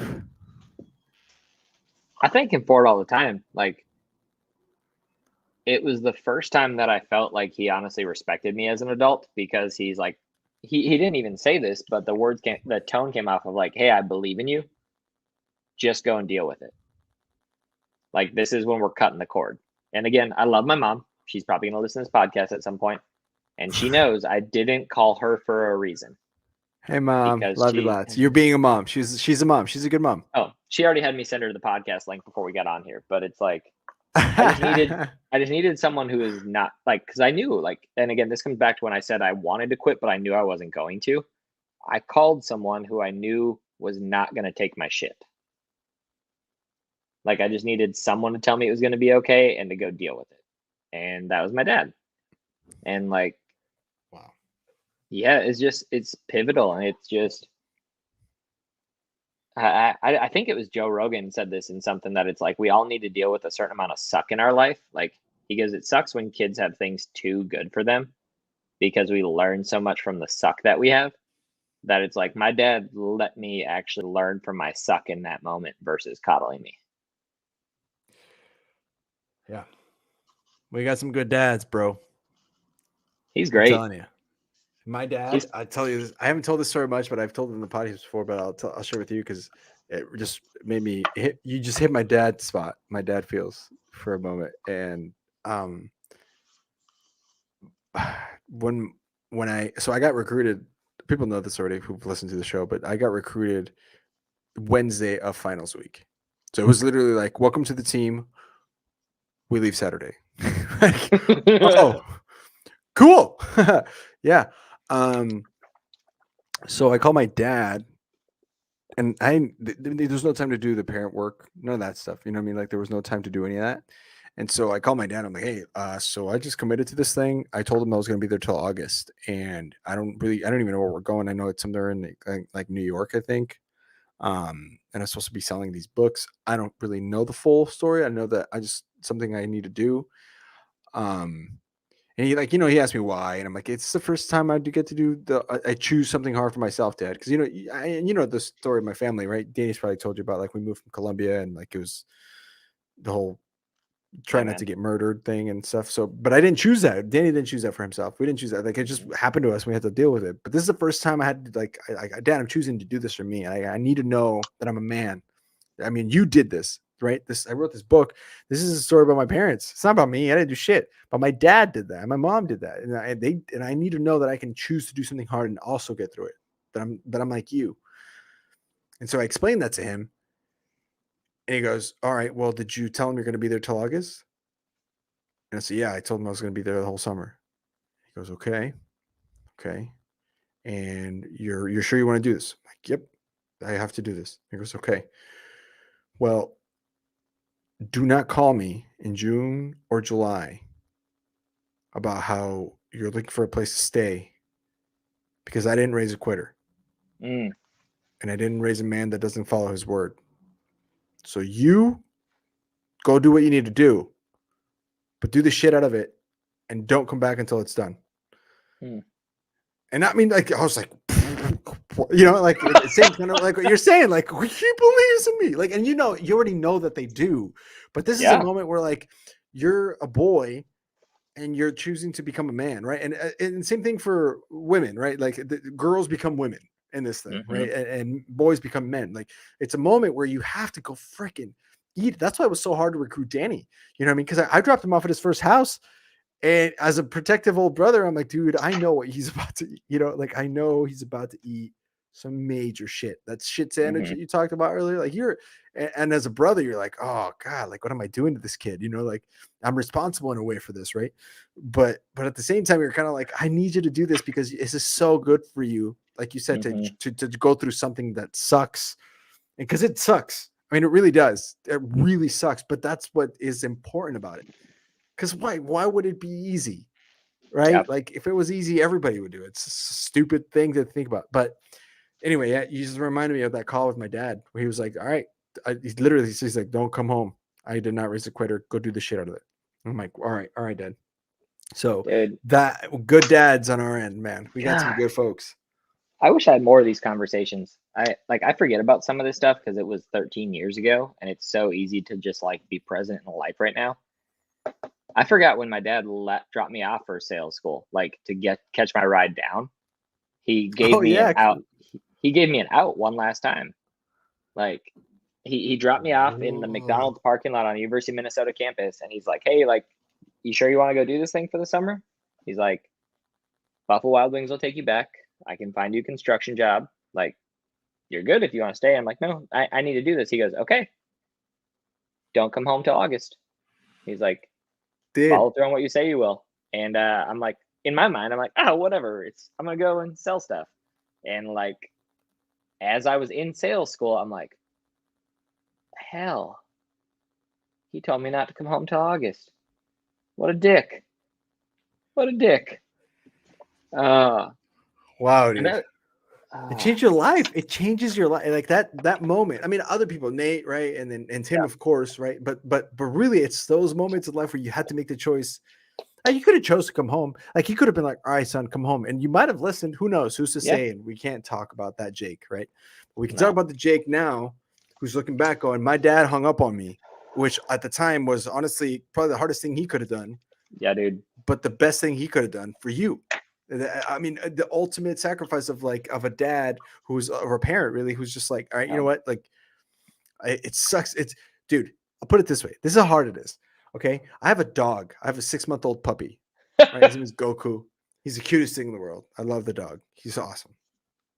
My wife and I had him in our room under this desk I'm on right now, and his kennel was down here, so he used to sleep with us because we were trying to train him to not like have to get used to like cuddling with us at night. Because then if we ever leave and have somebody else watch him, it's gonna be fucking detrimental to his development, right?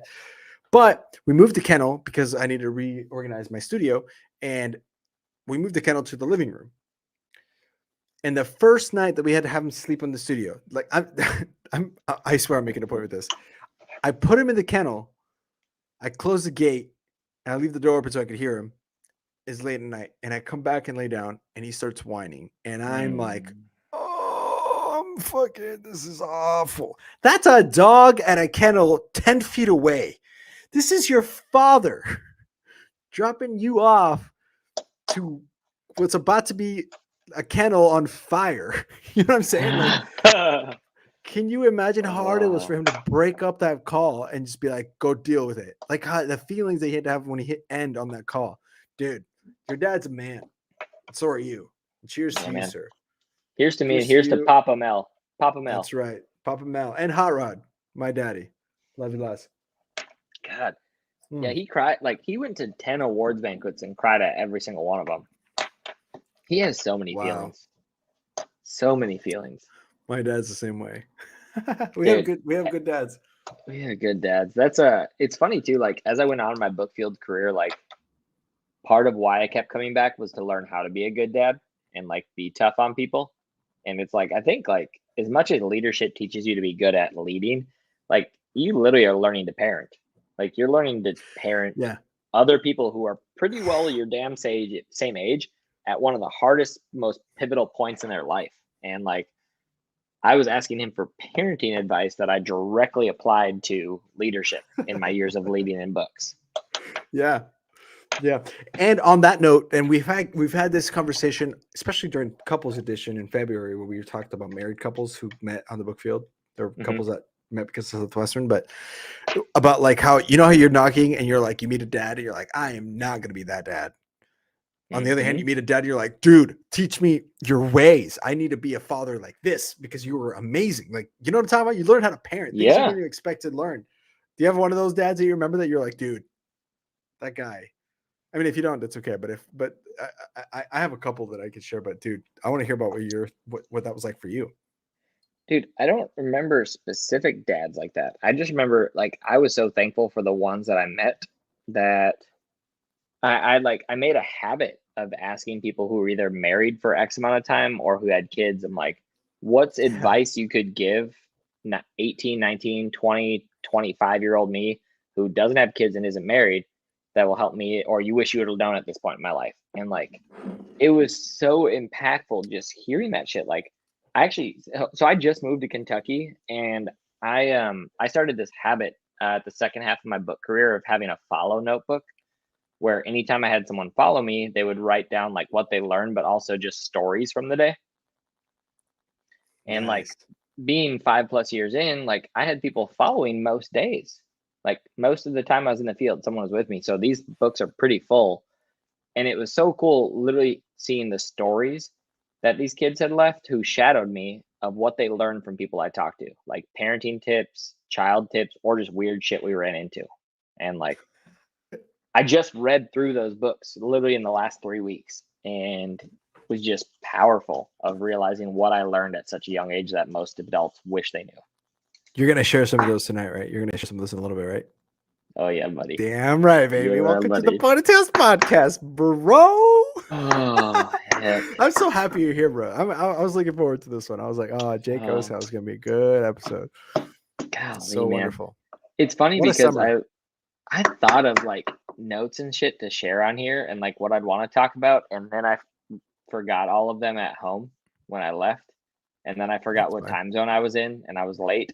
And now I have way better stories that keep coming to mind that I just like am jotting down as we're talking of like, I need to make sure I shared this story because this is way better than what I was brainstorming when I was just sitting by myself in my office back home. Yeah, it's interesting how it comes back to you. It's funny because people, so many guests that we have on here, it's so funny, dude. We'll have people go, I don't like Grant Greeter, 25-year career with Southwestern. And the dude has it. I love Grant. Grant's the funniest. By the way, that episode is hilarious. There's going to be a link at this top corner that way, probably, that you can find at some point if you're listening to the recording of this later on. But hey, what up, Jacob? Jacob is listening in. Love Jacob. He's one of our biggest fans. Jacob Levine. Dude, if there's any hype man for me being their insurance agent, like he randomly will just like post shit like that's my insurance agent. Like I fucking love that kid. Dude, God, he's such a good human being. Such a Jacob's good human being. Top notch. I can't wait till he's done selling books. Keep selling as long as you need, brother. But when you're done, you're welcome on the show. But anyway, so Grant Greeter, 25 years of fucking selling, and he goes, I don't know that I can talk for an hour about this. I'm like, that's almost insulting to me as a host, bro. You just leave that to me. Every single person that we've had on the show, pretty much, it was like, I don't know that I can talk for that long about books, man. And then all of a sudden we start getting into memory lane. We start going back and rolling back, and it just like you just start remembering. So on that note, let's get you the notes you jotted down. Walk me through some of the highlights, because we got 10 summers and we're only in the first one. But obviously we can kind of hopscotch as we need. But go through whatever you wrote down, some of your favorite. This isn't ponytails yet. Remember, ponytails are the better ones that come at the end, so people like hold on to and listen to all the way through. But right now, walk me through some of the highlights as you're going through your career. How did you decide to come back to do this damn thing again, and what happened after? And the mic is yours, my friend, and feel free to share as much as you want or as little as you want. Okay, I just put PT next to the ones I want to share, the good ones. The golden nuggets. But yeah, so one that's not a PT, before I get to like the why I came back one, talking about how bad it was starting and like dumb shit we did. I didn't want to quit when I started this thing, but I almost got sent home in sales school. Like I forgot about that. You were one of those kids. Dude, I got 30 minutes of sleep the night before sales school because I was up in a hot tub fooling around with my at that time girlfriend. Like that was a terrible life choice. Like it's a growth business life. It was, man. And I remember like showing up to sales school pretty hungover, definitely underage, just not like sleeping enough. And they were just like, God, I hate this kid. Everybody hated this kid except for Maggie, because Maggie put everyone on her team. And they put me in a car with David Haug after I'd slept in the car for the first like 5 hours with someone else. And like, I didn't know David. I've never met him before. And I get in his car and I'm like, I start sleeping again. And he just smacks me in the chest. I've never met him before. He's like, wake up. How much of your sales talk you know? I'm like, none of it. He throws a sales talk in my lap. He goes, figure it out. And like, from the time I got in his car to the time we showed up to sales school, like I learned the whole sales talk. Like, yeah, it's David is one of my best friends now. Like I was in his wedding.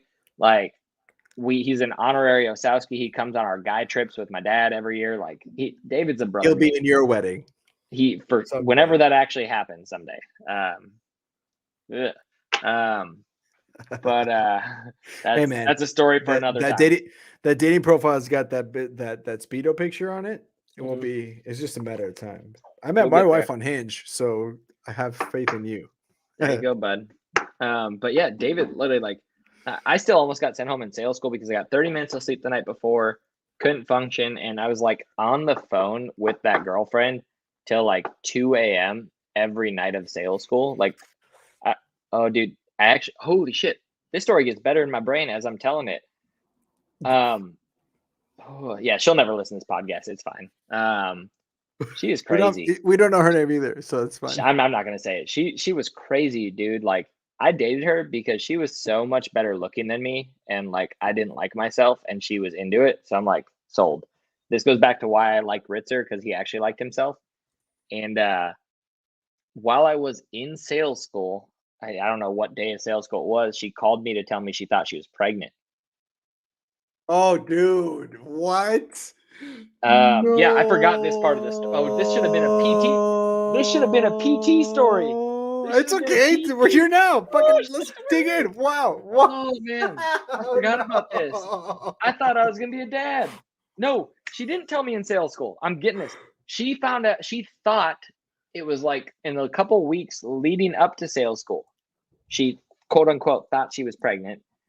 And I remember she gave me, like, as a joke, a Family Guy t-shirt that said "World's Best Dad." I was like, haha, this is funny. I'm Oh, like, and that was in no. my, I left that in Minnesota, but like, I think that was part of her way of pitching me on staying back for the summer of like, I'm going to have a kid. And again, I wasn't super smart, but like, I knew if she was pregnant, I had at least like 9 months to make a baby. She was 2 months in the next 3 months, nothing was going to happen. So I was like, we're good. I'm still going to go do this thing because it's the best way for me to make money to support a child if this thing actually happens. And I talked to her every night of sales school till like 2 a.m, which was just toxic for my schedule. Didn't sleep, fell asleep in meetings. Gosh, And that's like, terrible. I still don't know why they didn't send me home. Like, I'll probably ask AJ, Groom, Z, Luke, all those guys afterwards, like, why didn't I get sent home? But like, I probably should have. And like, Yeah. I was in the most toxic of situation I could have been coming into that summer. And it's like, I remember coming back from that summer and dumping her and just like feeling good about that of like, I like me and like, you kind of suck. And like, I'm I'm a definitely not third of going Tim Ritzer, bitch. Bye. Just kidding. I'm sure she's a nice lady, but just not your to, type. oh yeah, she's all right. Just, yeah. But that was just like, I forgot about that shit. Wow. Wow.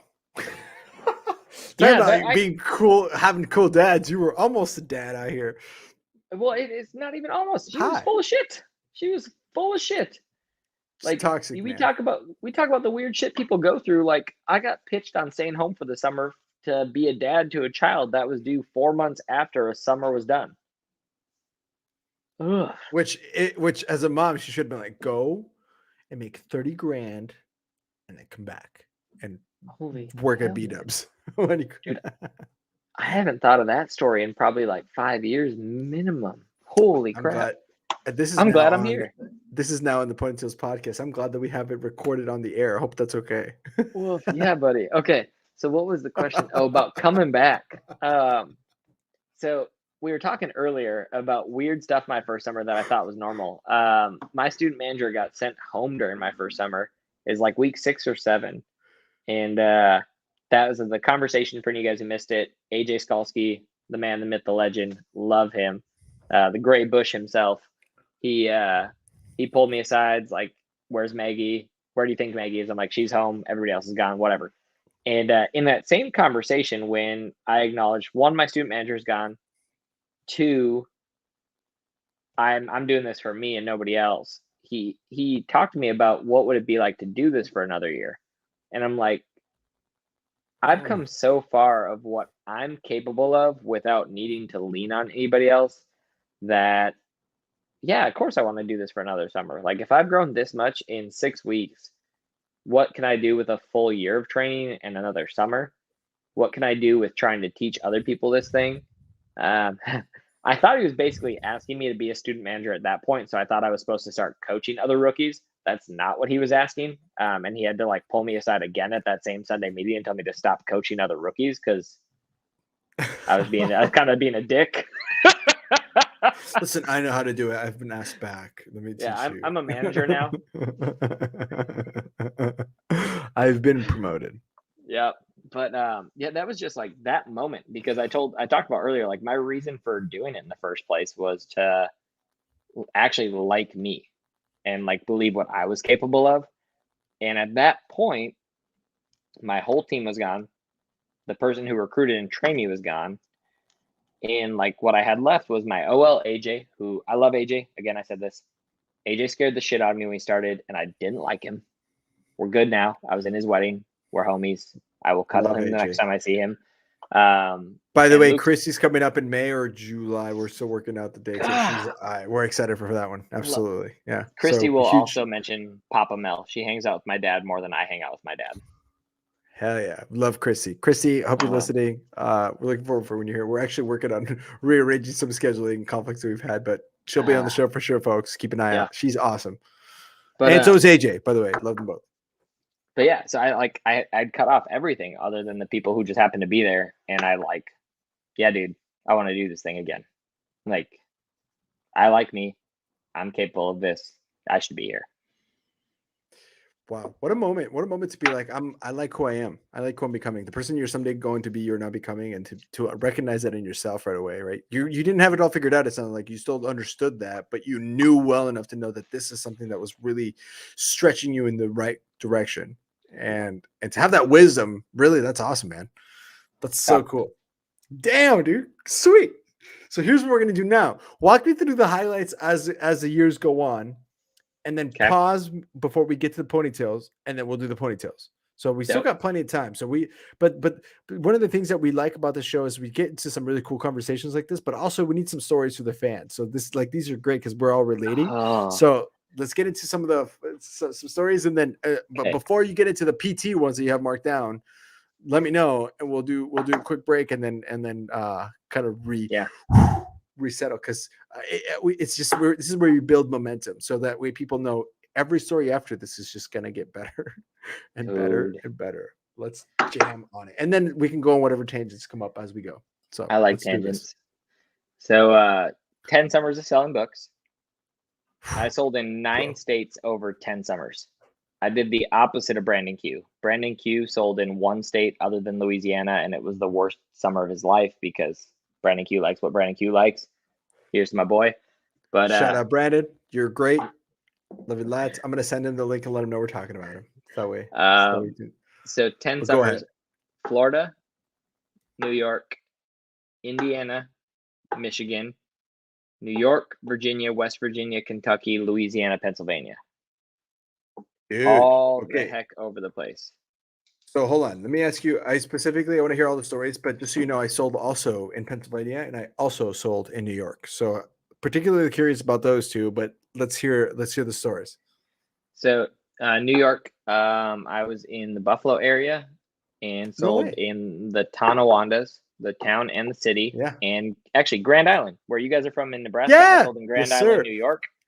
Yes, And sir. Grand Island, New York is the The first island. turf I ever got kicked out of. I'll tell that story in a second. It's not a ponytail story, but it's still a good story. Grand Island is a great place, but also like I sold in south of Rochester in Hornell. I don't know if you know Yeah. Hornell, New York. Yeah, I sold in Hornell and in that area. So that was my first summer. Hell yeah, cool. My second time Hell in yeah. New York, I was in Cuga County on Lake Cuga in the Finger Lakes. Yeah, Yep. absolutely. Love that. And then spot. you said Beautiful. Pennsylvania? Yeah, I sold it up. I was in Northeast Pennsylvania, so that we're like Honesdale. Dude, I lived in Scranton. Shut Where the office the is based out of, and I sold fuck in up. Susquehanna, the most northeast corner of the effing state. No way. You sold over me? What year was that? Oh, that was my last summer, so that would have been Oh, dude. 2019. That was my worst summer, but I sold there too. Like you literally, there was a house that was 2 miles away from New York and 2 miles away from New York this way, like both directions, because it goes around, it wraps around. I have no idea what house you're talking about, but I probably was there. Dude, that's also where I have one of the wildest stories of people, like of how small of a world is. Yeah. I've told this story multiple times. I can tell it again if you want to, but that area is gorgeous. Everything's so spread out though. I had a hard time, and that was by far the most off schedule I ever was. But that was one of my more on schedule because I did better in the sticks, man. Like the more spread out it was, the more time I had to do like mental and emotional work. And like that county was huge, and it had 6 high schools that graduated 50 person a year each. That it's like when you got into one, you just were part of that community. Like that was dope. Yes, sir. Loved it. Yeah, I mean, it was crazy because when I was on schedule, I was selling a lot, but then like that's when is a huge caveat. Like when I was on schedule, It's a big fucking asterisk. yeah, right there. But when it was great. I mean, I was like, oh, everybody. And there was that summer was rough because I didn't have a host family until week 6 or week 5.5.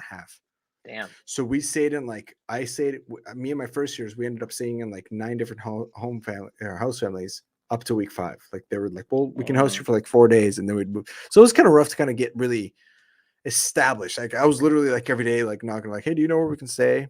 It was really hard for a while. Damn. And that's not an excuse. I mean, I was way off schedule, so it doesn't matter. But the point is, like, it is, it was, there were some challenges that summer that I wasn't expecting, but love that area. Woodstock is right there. People love that area. It's so cool. Beautiful country too. Amish. Some people. Yeah. I like them. Cool stuff. So summers, Florida, summer 1, lost 30 pounds, 13 bikes, 38 blue light specials. That was summer 1. Summer 2, New York. Got 2 blue light specials in Grand Island. They kicked me out, and I was so confused. I literally remember saying to the cop, I'm like, I had the cops called on me 38 times last year, and they didn't care. That didn't help my situation. Okay. PT story. Deliveries, summer number 1. Oh yeah, you did mention that. You told me to bring this up, and I'll keep you. I'll keep you to that. That's a PT story. I'm putting it down. Also, Amy, if you're listening, make sure to remind us about this before we leave. Dude, cool. Thanks. That's good. That's a good one. That one, and then the water boy story are 2 of my favorites. We'll get to those. I won't give spoilers for those.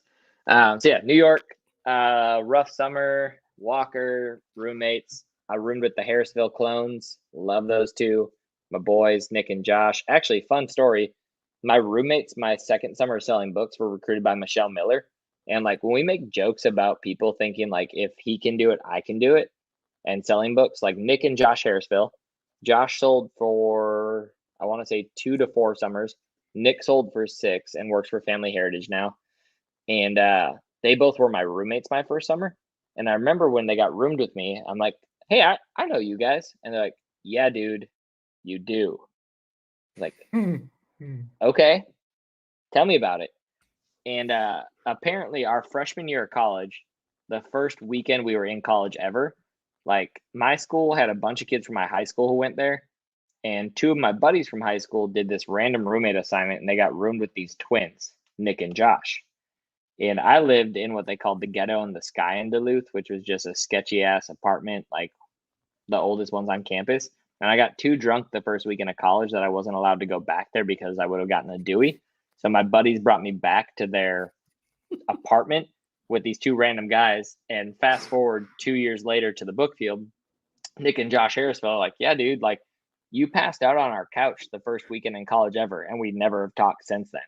And we saw that picture that you showed, Andres, of me in the Superstar book. And they're like, this kid made 12.5 grand. If he can do it, we can do it. And that's part of why they sold books. And then they got roomed with me. I forgot about that. Oh, Nick and I are going golfing here in a couple weeks. What a way to motivate someone. If that guy can do it. If he can do it, we can do it. He's a pile of poo.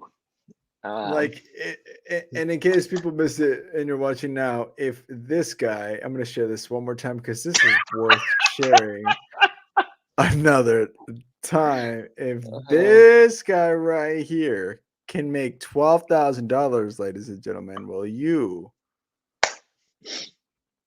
can do it too. Look at that, man. Look at that. There's so many chins. Dude, hell yeah. Oh yeah, proud of you, bro. Proud of you. That's funny. So yeah, New York summer 2, all right. Indiana summer 3. Weird happening to that summer is I went on a blind date with Miss Jones's niece at the end of the summer. That was kind of cool. Increased Michigan 4th summer. Lansing, lived in Okemos. That was a dope group. Back to New York, my 5th summer. I mentioned earlier in the podcast that like I was pretty naive when it came to guns before I ever sold books. Weird selling point, but like guns are pretty neat.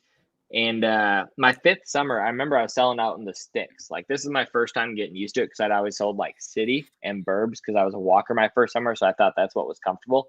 My 5th summer, they put me in. I was in Olean, New York.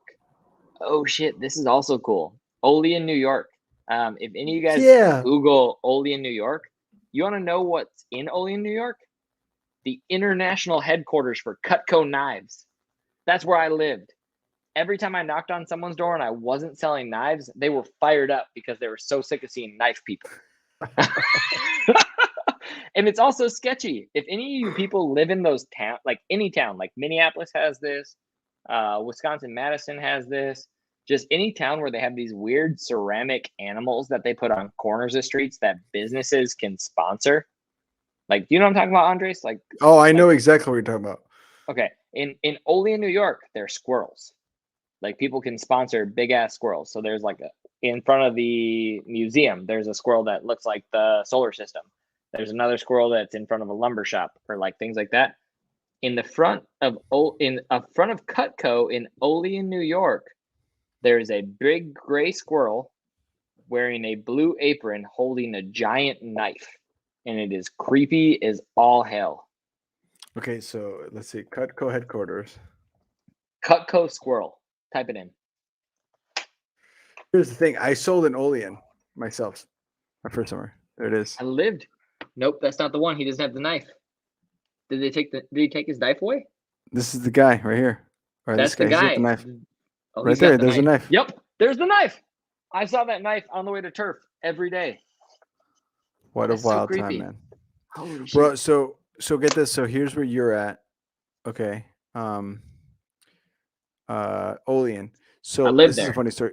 Do you remember Ben Izikowski? Ben Izikowski? Yeah, he recruited at Madison for a bit too. Yeah, so Ben had this territory, and I lived in Canastillo. Josh Martinez, if you remember Josh, sold in Hornell. Yep. I had Alfred, Andover, Wellsville. There's Whitesville down here, Independence. All this is all mine. Allentown, Okay. Bolivar. Bolivar, And then I that's started me. moving. I started moving this way, and then he was living here and moving this way, and I bumped into him. So I started selling. I didn't realize I sold an Olean, and he was like, "Dude, you're my turf." I'm like, "Shit, sorry about it." So I hit PC here, and here, and that was my first summer. And I love this area. This is so beautiful here, dude. It's so beautiful. It's amazing. How did you like here? It must have been amazing for you over here in Olean. Dude, so looking at this, like we overlapped a bit, like Bolivar, Friendship. I remember that. I just thought it was beautiful, like growing up burbs and also selling in city. Like I remember, so this is the story I was trying to get to with this story. I was selling out in the sticks, and I remember this guy. I couldn't tell you what part of the summer it was. It was early, and he was making fun of me because I said where I was from, Minneapolis, and he's like, "City kid." He's like, "Yep, you probably ain't never shot a gun before." And like for any of you guys who think of New York, like I thought New York was like New York City. Like anything that's not New York City is not like that. Like upper state New York is the sticks. And I'm like, I go, dude, I've shot a gun before. Like he goes, what have you shot? I'm like, I've shot a 22 rifle. He goes, my 4-year-old shot a 22 rifle. You want to shoot a real gun? I'm like, does the Pope shit in the woods? Yes. Yes.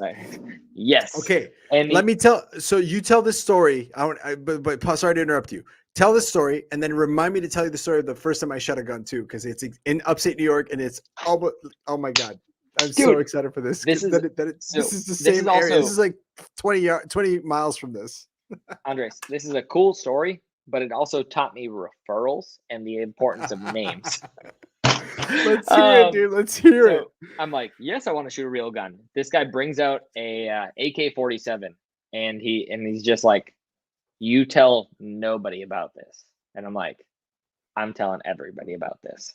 So I will publicly tell it on a podcast 12 years later. I'm like, I don't know, why can't I tell people about this? He goes, this is fully automatic and definitely illegal. I was like, sold. Yes. He let me unload this gun on a tree in his yard, and it was so loud. And I don't remember if they bought. I don't remember much else about the interaction. I remember just kicking this tree's ass. Like it had no hope.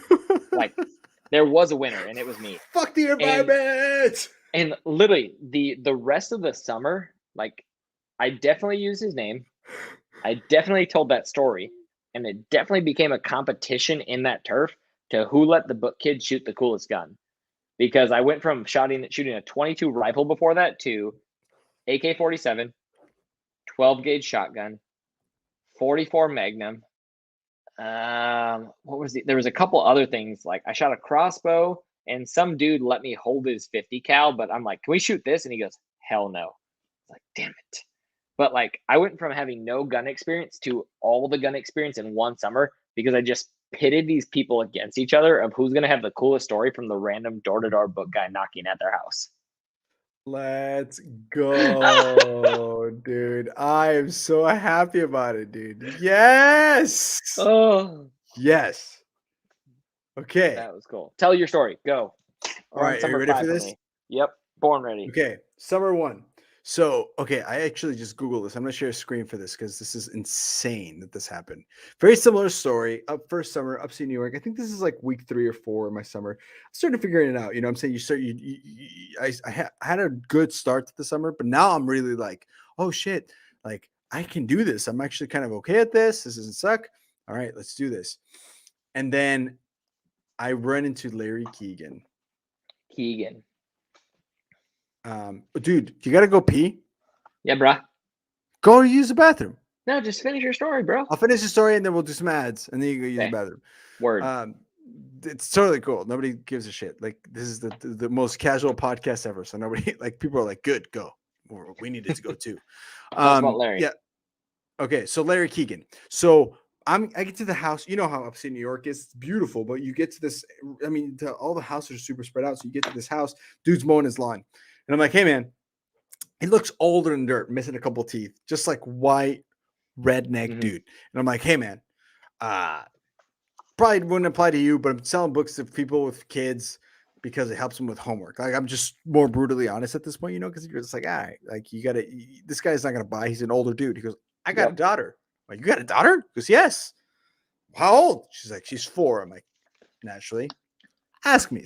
So I was like, all right, so show him the books. He's like all about it. Get him signed up. This is when we still had order pads where you had to like physically like write his name down and you like start writing it down. And as I'm writing it down, so I tell him I'm from Nebraska, the whole shit. And I'm about to leave the house. And like, dude, this shotgun just like chilling out here in your porch. He goes, oh yeah. I'm like, what if somebody comes? He goes, who the hell's gonna come out here? I'm like, wow. Like he goes, aren't you from Nebraska? Don't you guys shoot guns? He goes like, oh yeah, they shoot guns all the time. But me, I'm a brown man. I'm foreign, man. I don't grow up in that. Like, this is it. This isn't my culture. This is yours. So I've never actually shot a gun before, which was the right thing to say to Larry Keegan. He was all right. So up. This is in Troopsdale, New York. So I say, I've never shot a gun. He goes, shit. Hang on a sec. Troopsburg, New York. And I go, this is the farm right here, dude. This is you can see it. So funny. It was right here, dude. Right here on Keegan Road. Larry Keegan, his family had lived there forever. And so anyway, so that's that, yeah. And I go, he goes, dude, come here. And he like goes and grabs a couple other guns, loads them up, and he's like, here's the thing. This is the safety, okay? Which means it's on, which means you can't shoot. And he like pulls the trigger, nothing comes out. He goes, but if you don't have this on, it's on. Okay. So don't point it at me, point it at the woods. Have fun. Dude, I met this guy 25 minutes ago. He's handing me a loaded gun. I'm like, yes. He goes, listen, when you come back with my books at the end of the summer, I'm going to have all my shit laid out for you. We're going to have a blast. I'm like, yes, sir. And I know exactly what you're talking about because I know when he talked about Larry Keegan and they were all like, did he have you shoot his guns? I'm like, hell yeah, he did. He goes, why didn't you shoot? And it kind of became also a competition. I'm like, people out there have like AKs. They have stuff that they shouldn't have. Yeah.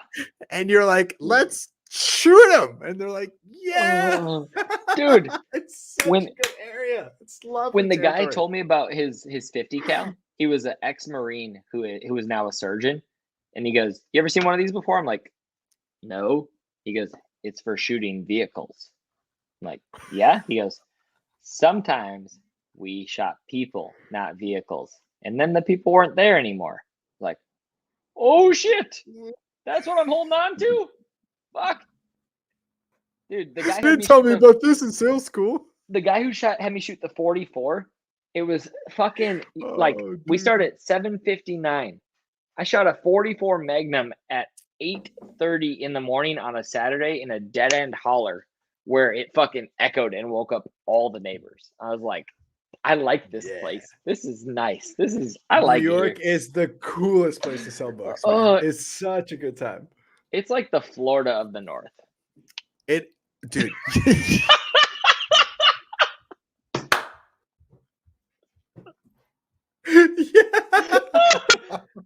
quote that. Write that down. Soundbite. Let's go.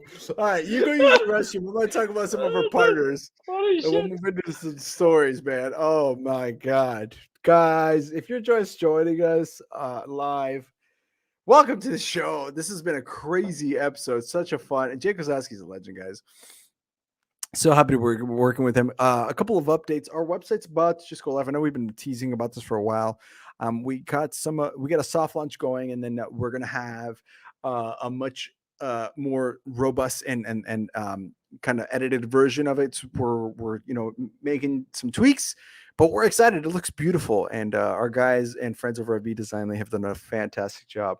We love working with them. If you haven't heard, Oscar and Oliver, they're from Estonia. They're two phenomenal book guys, and they're the masterminds behind the project. If you own a business and you want to have an effective presence online, we know at the podcast that you need a good website. So most American website developers cost anywhere between $25,000 to $50,000 to build a company website that has all of the different features that we have on it.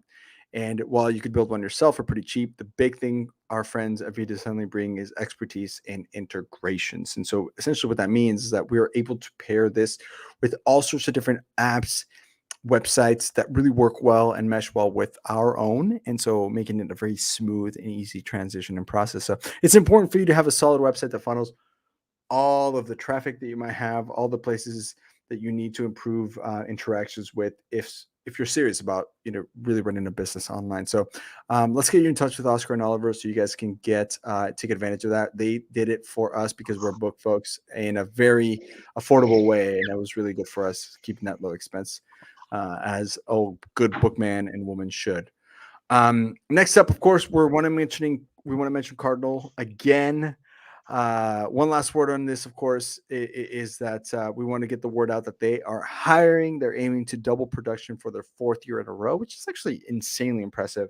One of the major appeals of the 20 plus Southwestern alumni that are currently working with them is that they can create their own schedule around their lifestyle, and their goals, not just around the availability of their clients. So if you want actual work-life balance, if you want to impact clients in a meaningful way, and if you want to make a healthy 6-figure income, Cardinal should be the right fit for you. Cardinal Senior Benefits with Quentin Roberts, Greta, Pedro Vega, Nick Dale. Feel free to refer yourself, refer a friend, refer several friends if you want to. For anyone that is hired, you're going to get $500, and every 5th person will pick the last 5 out of a hat to get a free trip to BIZZLER. So that is that is some of our friends. Of course, one last bit of a shout out, and this is our oldest and our first ever person that believed in us is EnLight.Energy, Julio Hernandez. He's the first person that reached out and said, "Hey, how do I get my name on your show? Because we love what we're doing." And they started doing solar what Southwestern did to real estate. If you have a passion for the planet, if you want to earn good cash, and you want to work with someone like Nick Taverdi is a human that is worth working with. I love Nick. Love what he's been doing here at the show and what he's been doing over at EnLight.Energy. You can join him and Julio at EnLight, a safe place to land, man. These guys are amazing. I've worked with them myself personally, and I still do in part times when I can have the time to work with them. They're fantastic humans. Pretty much, if you have a sale every other week with EnLight, you're going to earn 6 figures. That's how it works. And they have the ability to work with people in just about every state in the U.S. Plus, you're not selling anything additionally. You're kind of just swapping bills for people. So instead of them paying their electric bill, they're paying for their solar bill, and you're helping them save some money. So it makes sense when the math makes sense. It's pretty easy sale, actually, guys. So if you guys want to get to work with them, be sure to reach out to us. We'll get you in touch with EnLight. They are crushing it right now in the solar business. And that's all of our partners, man. We have a cool job. I get to literally celebrate how awesome some of our alumni are doing right now. And the point of this podcast is to bring this network to life, and I get to do it in such a cool way. I also want to take this time to give a shout out to our team. Naomi Kaufman, you know Naomi, right? She sold probably around the same time you were selling. Yeah, man. Naomi's my homie. Yeah, Nick Taverdi, of course, just a wonderful human being to work with. Heather Dutton, who's brewing our beer and handling all our fans, and then Amy Lester, who she didn't sell books, but she should have. She's one of those people that should have sold books that never did. Like, just nobody ever really reached her at the time that they should have. But she's our producer and she's our newest addition to the team. You'll be hearing more about Amy on our Instagram and Facebook as we go forward here. But she's been crushing it, joining us last week officially, and is doing a really fantastic job as a producer and as a guest relations manager. Love you lots, Amy. Welcome to the team. All right, brother. So we have some more stories to tell. We can start the ponytails here. We can finish out some more crazy stories and then go into the ponytails. Really, it's bathroom breaks are as needed. So this is good that you were out there doing your thing. Look, the mic is yours. I have time. I hope you have time, but share away what you wish to share. It could be whatever you want. I have no idea what's coming, but I'm so excited because so far it's been a super fun episode, and I'm happy you're here, brother. Thanks, dude. So yeah, I got stories saved for PT time, ponytails time. That's how we're wrapping it up. But I realized this is just kind of a natural transition when I got up to go to the bathroom. So I shared all these like fun, crazy stories, and like that's the first 5 years of my book career. I felt were just fun, crazy stories. And when I look at the states I lived in my last 5 summers, and I think about the experiences I had and like the people I lived with and what I did, that was a lot of what shaped me as a young adult and a young professional. So like summer 5 was New York, summer 6 was Virginia. And I lived with Brian and Rebecca Holt. And if you've heard that name. Yeah. Why have I heard that name?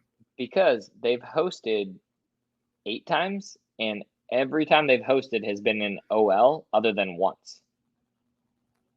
I feel like somebody's brought them up before on the show. That's like that rings a bell in some abscess of my mind. Like Courtney Buck, Pedro Vega. Yes. Yep. Courtney. And Pedro. Pedro's going to be on the show on May 5th. So like literally like they've brought him up randomly as we've planned or Wow. There's Randall Kreck, Heather Fisk, Pedro Vega, Courtney Buck, myself, DJ Acosta, and I think there might be more in there. But the Holtz, Virginia, like if any of you kids are selling books still and you're listening to this and you're going to Virginia, campaign to live in Powhatan, Virginia, and live with Brian or Rebecca Holt. I've never learned more about the type of dad and husband I wanted to be than I did in that summer living with those guys. Like, gosh, Tell me more. As a recently married man, tell me more what I need to know. Shit, dude. So it's been crazy. Like I talked to Randall Kreck about this because he lived with them, I think 5 years after I did. So like when I lived with Brian and Rebecca, they had 2 sons and 2 daughters. Micah was the oldest, Jane was the youngest, and they had their son Ian, their 5th kid, the day after I left from living with them over the summer. Fast forward to Randall Kreck, I saw 13-year-old Micah. He saw 18-year-old Micah. Very, very different people. Brian is a pastor, and the way they lead their family in a way is they make their marriage and their relationship as a couple priority number 1, and then they go to the kids. It's like parents first, kids second, which in my life, I always thought kids had to come first. Like mom and dad are trying to raise the kids. Wrong. Because if mom and dad come first, their relationship will be good and they're going to show their kids what a good relationship is supposed to look like. If I learned nothing else in my 10 summers of selling books other than that one concept of how important mom and dad's relationship is, like I might get emotional here for a second. Like I love my mom and dad, but they got split my senior year of high school.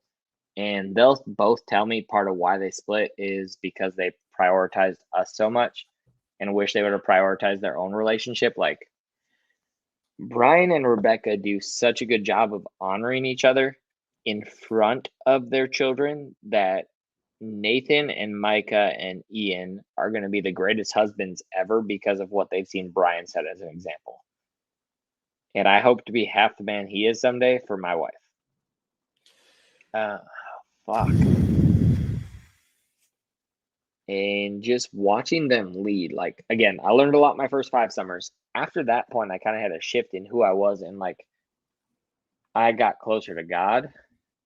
I got closer to who it is I want to be as a man.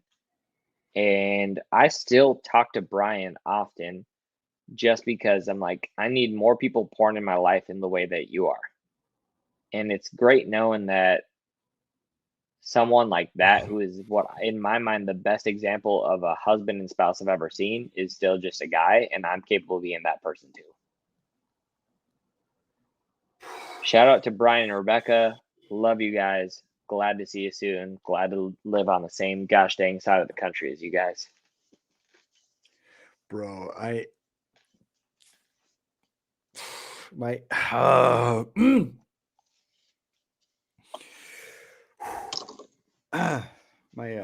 wow.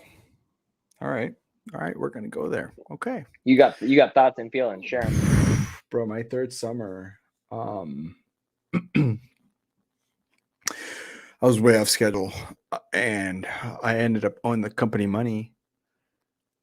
I called my mom, bro. Whew, fan. I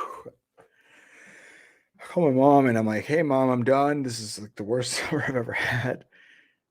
And I'm coming home, and she goes, don't come to the house. Your dad and I split up." Fuck. And we sold the house. So like there's no, like, that address isn't worth anything anymore. My parents split up because my dad prioritizes kids over his wife. So what you just said, like, this is good rum. This is good rum. I talk about that in my book a little bit, but yeah, man, it was a hard time. And when I married Bree, I told her, one thing that I need to know for certain is that our kids won't be more important than like what this is, because that's what I learned. I learned about my parents, and like, I should say this, like, my parents are amazing human beings. My dad, we shouted out our fathers, and my mom's an amazing human too. But marriage isn't something I learned from them. You know what I mean? Which is okay. We're human, and I don't blame Yeah. them for anything. They did what they needed to do, and they did the best they could with what they had. I mean, that's what this highlights that, and it meant a lot to me to share this. By the way, I got to send you a copy of this. Yeah. But I did learn that. I learned that you have to prioritize your spouse above even the kids, above everything, because that's the person you chose, and that's the thing that you decided was going to be the most important. Now you're going to mess up, and shit's going to hit the fan, as it does always, but that's the person that you choose over even your kids, which sounds so hard to say, but really that's what happened. My dad didn't do that, and that's what it led to. So dealing with that as a 22-year-old, like, after we dealt with all the shit that we had as a family, like, marriage is so hard. And my parents moved countries with no money, culture, family, nothing, made it, and still couldn't handle a marriage. That's how hard marriage is. Harder than moving countries. You know what I mean? And that's the biggest thing. So you saying that, sorry to get real with you for a second, but this is what the podcast is about, is being real, and it's hard. It's hard to do so, but I'm glad that you're sharing this with people, that you learned that, because well, that's the first time I think I've talked about this really openly, but at least on the air, but yeah, man, thank you for sharing that. I think that's the fact that you learned that lesson. I guess I'm just saying retweet. I'm saying, yes, sir. And whenever you meet your person, that lucky gal, make sure that you prioritize her above everything, because you won't be perfect. Nobody is. And there's things, weaknesses, and as a man, you'll have weaknesses, whether it's other women, whether it's other vices, gamble, and people lose their spouses over it. But keeping that at the center and understanding where you go back to center to, and understanding that that's the person that you chose. That's cheers to that. Cheers to my wife. I love her to death. And cheers to your future Mrs. Osowski. Thank you for letting me share that. Wow. Thanks, bud. And here's to Brian and Rebecca Holt and all the funk and young adults that they've influenced. Oh my God, yes. Yeah, I know I've heard of the name because it's been brought up on the podcast I know before, and if not either during or like, in the back. But they just that's wow. Golly, like, I mean, a real life story, like, and we can get back to book stuff. I was engaged last year, and Brian and Rebecca were doing my premarital counseling, and it helped so much just dig into stuff. But never have I seen a husband and a wife who have just honored each other so well, and just with such a high level of respect talked about the other one and made time for each other. And it's so great getting to see Brian, this great husband, loves Rebecca, loves his kids, pastor who deals with everybody's shit, sit by a bonfire and drink way too much with you and just be a guy giggling his ass off like a child. And Rebecca, who is this unbelievably powerful woman who leads her kids so well and puts her life on the back burner, sit in her room with a book and being like, hey, I'm kind of vulnerable right now. Life is tough. Everybody go away so I can read my book. And just like being okay with being open of just like, life's not perfect. And it's, God, like they got married at such a young age. And I respect so much that they've learned so much in that time, because there's people who've been married so long and who are sold when they get there, who wish and pray they could treat each other the way they did. And I hope to God I treat my wife the way that Brian treats Rebecca someday, and my wife treats me that way. And I hope to God they keep me in their life so I can keep learning from them. Dude, that's wow. Summer number 6, bro. I love this show. I love what we do. Wow. Thank you for sharing, my guy. Thank you so much. Yeah, dude. Wow. It's real. It's real, man. This is real life stuff. I'm sorry to know that you went through that. That's so hard. Yeah. It's so hard, dude. That's real life, Yeah. Oh man, the book field prepares you for life in different ways that you weren't expecting. But when shit really hits a fan, you look back and you're like, man, I'm glad I learned to deal with this. Now, here's the thing: Southwestern's not perfect, and we can go down a shit list of things that they can do better all day. Yeah. And there's plenty of episodes for that. But at the end of the day, you look back and you're like, honestly, how would I have handled my parents' divorce? How would you have handled the end of your engagement? Yeah. If you hadn't been able to do this, if you haven't learned how to deal with the tough shit that you had to deal with, day in and day out on the book field, man. Dude, the good, the bad, the ugly. If Southwestern didn't exist, you wouldn't have the people who hopped on this podcast to talk shit for an hour at a time. No, like exactly. They wouldn't have those life experiences and would not have learned what they learned if they didn't have something to talk shit about. 112 episodes, and all of them have taught me something. All of them. Sold 10 units, sold 10,000 units. Sold 20 units, sold 20,000 units. It doesn't give a shit. Like, it doesn't define you. I mean, it does when you're in, but when you're out, it doesn't matter. Quote this: "You are your units." Actually, did you see? Oh my God! On a light note, to kind of cleanse this palette of drama, can I show you this? This is hilarious. I've shown this before. I'd be offended if you didn't. Oh my gosh, I'm having a blast with you, brother. Thank you for being on here. So fun. Let me see if I can. Where is this, dude? I don't know where it's at. We have a shirt on our shop on our website. I can't find it right now. It's somewhere in our. But we have a shirt, and it literally says Ponytails Podcast, and then YOUNITS units. Oh, that's so unfortunate. The question I'm asking you is, what size are you ordering of that? Because that's hilarious. Medium. Oh, it's so funny, dude. All right, 6 summers. 6 4 to summers. go and then So, ponytails. Let's do this. fast Let's forward, finish dude. strong. So we're talking about like learning. So first couple summers were just funsies. Second half, Holtz, number 7, Mertz's, Blake and Amanda Mertz. I lived with them in West Virginia. Blake was a top recruiter. Amanda, 10,000 unit producer, book couple that met and married each other. My host mom, my 7th summer, was the OL of the org that Dustin Hillis was part of his first summer.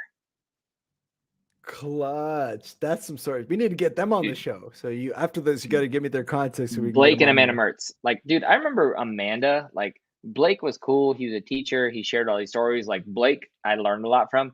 Amanda just like poked at me all the time of like, you're the OL and you're not selling 1,000 every week. Get it together. Like, she had a Mort sweatshirt from back in the day that when she sold, and she hung it next to my bed when I was out on the book field one day. And I came back, went to sleep, opened my eyes, and there's a fucking Mort sweatshirt staring at me. I'm like, I hate you so much. But also great family, Christian values, marriage first, kids second, learn from them. Kentucky came after that, which is actually Virginia, West Virginia, Kentucky. I live in Kentucky now. Those 3 summers, 6, 7, 8, are the reason I wanted to live back in this part of the country. Thank you, Amanda. Thank you, Blake. Thank you, Brian. Thank you, Rebecca. You guys did that. Kentucky was cool. Great experience. No cool stories, just stuff. Louisiana, my 9th summer. Brandon Q and Force finally left for a summer, and I said I could have it. Terrifying state. They have drive-through daiquiri stands. Don't move there if you have a drinking problem. It will get worse. But the cool story about that summer. Cool story about that summer. We're coming full circle. I mentioned working with my dad and my brother at different points. My 9th summer was when I finally got my brother to sell books, and like I had been trying. He's 3 years younger than me, so he technically sold from summer 4 through 9. And he came out during summer number 9 to Louisiana after he graduated college as a college thrower, big meaty sumbitch. And he lost 70 pounds as a driver his summer.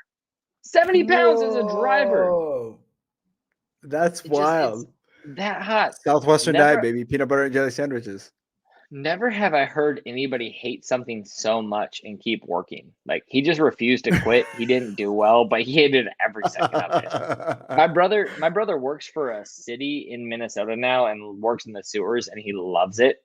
And it's like, he literally deals with physical shit on a daily basis. And he goes, this is so much better than selling books. I'm like, he's looking for ponies, baby. I'll keep this. He's looking for ponies. And then summer 10 was Pennsylvania. Like, great just summer. Like, oh golly, like those first 5 were me. Second 5 were like, how do I deal with helping other people? Just powerful. Beautiful. That's a beautiful statement right there. Damn, man. And my man, you are an amazing human, and I'm privileged to know you. Let me just say that right now before we get into ponytails, because I feel like it's about that time to get into some ponytails. I feel like that was like beautiful ending to that tense. I will say this, and look, people listen to the show for the realness of it, and to be honest with you, I mean, it sucks selling books. You know what I mean? It's not a fun thing. It really isn't. But at the same time, I look back at Steve Thyden and I'm like, you changed my life, sir. You recruited me into this crazy kind of cult, kind of not really thing. And it made me the man that I am today, good or bad. And I'm thankful for it. And I think after 10 summers, you can look back and also I'm assuming you could probably say something similar. I wouldn't have sold for 10 summers if I couldn't. Right. Yeah. Who does something for 10 years and is like, fuck that, bud. True enough. All right, my man. I've never been excited. I don't think I've been this excited for ponytails in a long, long time, but I'm excited for some ponytails. Let me pour a drink a little bit here. Okay. I got options for you. Do you want me to let you pick, or should I just tell stories? Yeah, you can be. I mean, some people have only told one. Some people have told multiple. So it's your call. It's your call here. I might sneak into the bathroom for a little bit while I go use the little boy's room as Okay. well. But I'll still be able to hear you because you're in my headphones. Okay. But before we do that, I'm gonna do a quick cheers to you. I'm gonna leave you on the screen alone, but you just know that I'm still hearing you. Okay. And then, I mean, for the audio people, it won't matter. So cheers to you. Here's Jay Kazowski's out of 10 summers. These are the ponytails on the Ponytails podcast on what's been an amazing episode so far. And we'll wrap it up after that. Good, sir. I got 4. Let's do it. Go for it. Okay. I'm gonna dip out for like 30 seconds. I'll be right back. So some of these are just like stories that I encountered, and others are just realizations I had on my summers of selling books. I'm going to go in chronological order, not order of importance. But so summer number 1, I had this realization that not everybody's the same, and people just kind of experience life at a different pace. I mentioned I was selling in Naples, Florida, where half my clientele was multi-million-dollar mansions and old money to trailer parks and nothing in between. And this isn't like a motivational story or anything like that. It's just like kind of funny. I was so gosh dang naive that I forgot that like the pace that people lived at was so different. I remember part of being a walker my first summer is I could eat everything and I would still lose weight. I remember asking this Hispanic family in a trailer park to leave me to they had a granola bar because I was so hungry and I ate all my food. And they're like, "Nah, we don't have a granola bar, but like we're making dinner right now. It's like 4:00 in the afternoon." And I'm like, I really don't have time. Gravy's coming up. I gotta go to work. And they're like, "Well, what?" And they like pause. I'm like, "How about you just take your dinner, this big ass meal you're making, put it on a styrofoam plate, put it on the front step, and leave the light on. I'll come back and pick it up when I'm done." And they're like, "Okay." I forgot to mention there was definitely somewhat of a language barrier. My Spanish was not very good at that point, and whoops. So I will repeat. I asked them to take the food, put it on a plate, and leave it on the front step for me, and they agreed. I drive back on my bike 4 hours later at 9:45 at night, and the light is on. There's no food on the front porch. I'm hungry. I don't care about offending people. I pull up to their house and knock on the door to ask where my food was at. And mom and dad go, "Oh, it's in here." They invite me in, and their children are sitting at the table waiting. They had waited to have dinner as a family for 4 hours for me to come back. And they fed me a whole meal. And I asked them to leave it on the front porch. Their kids are so hungry and hating me so much for making them wait. And you know what makes me more of an asshole is I was so hungry and I had a driver picking me up. I inhaled my food before any of them ever touched theirs and boogied. I left. Their kids hadn't touched their food before I ate any of it. They were so angry. But the lesson of that story, language barriers, they're real. Hispanic people, they're nice. Fuck, I screwed up. That's there's great stories from the book field. That one's like mediocre, but it hits me in all the emotional spots. Like they were so nice. And I shit all over their niceness.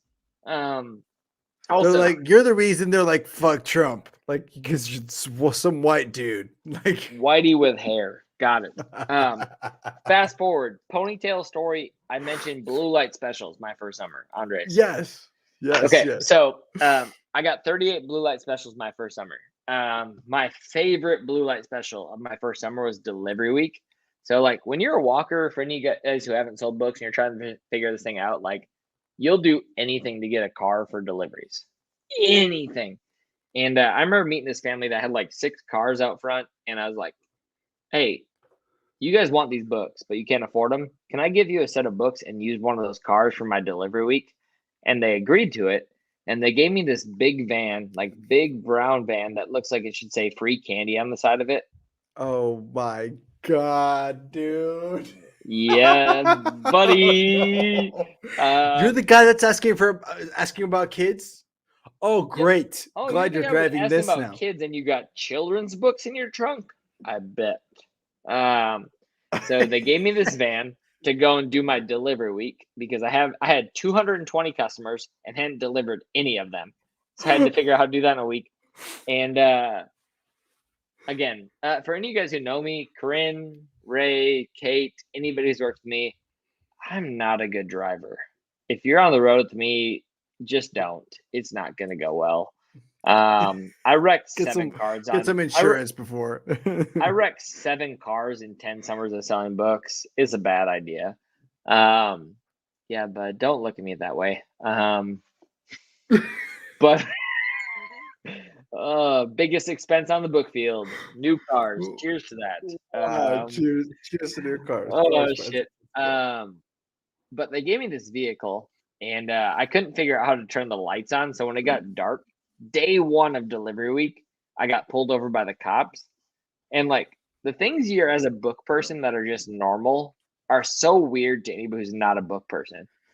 I remember having this conversation with a cop who wasn't the one who knew my ID info, Chris.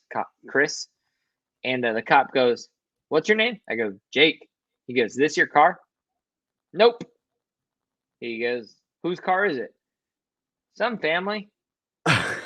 How you driving it?" "They gave it to me." "Why'd they give it to you?" I was gonna give him kids books. And like in my brain, all this is very normal shit. And in his brain, he goes, "This guy is selling drugs and stole this Red car." flag. In a matter of 10 minutes, I had 6 cop cars show up in this parking lot. And again, I didn't say this. The reason they pulled me over in the first place is I thought my headlights were on and automatic, but they weren't. So I was driving around in the dark with my lights off because I'm an idiot. With the child creeping van.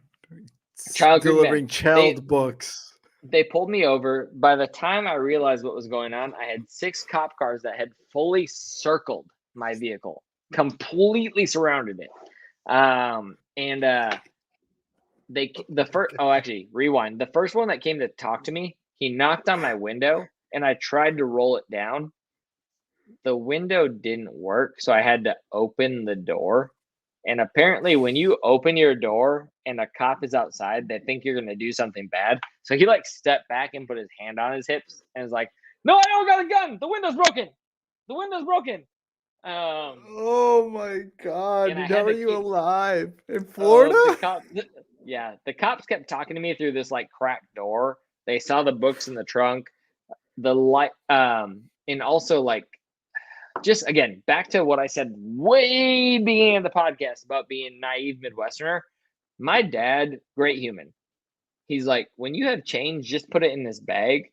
My whole life, I've been carrying around my quarters in a Crown Royal bag, not knowing that has to do with alcohol.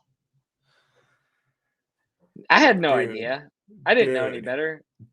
So literally, the cop saw a purple Crown Royal bag sitting on my dashboard, and he goes, "What's in there?" I'm like, "Quarters." And he grabs it. He goes, "Normally people keep their piece in there." I'm like, "No, I keep change, bro." Oh, dude. So not my car, not my territory. Crown Royal bag, broken window. Children's books. Children's books. And literally at the end of everything checked out. The cops were so confused and they're like, "How is this guy legit?" Because they called the family that gave me the car and they're like, "Yeah, we gave it to him." So they were trying to figure out what they could pin on me. And my license wasn't expired. The tabs on the plates weren't expired, but the fucking plates on this car, the plates were expired. How do plates expire? The plates expired decades ago. So they gave me a ticket and said I can't drive around anymore. But I'm like, I'm pretty sure I should have gotten shot. Well, if you had been brown, maybe. Black for sure. If only, bro. That's wild. I literally That's wild. I had 6 cop cars show up and I had to figure out a new car for delivery week my first summer because they're like, "If we see this car outside, like you will get arrested." I'm like, I'd rather not do that. So that was summer number 1. Wow. That was awesome. So the other, what's that say?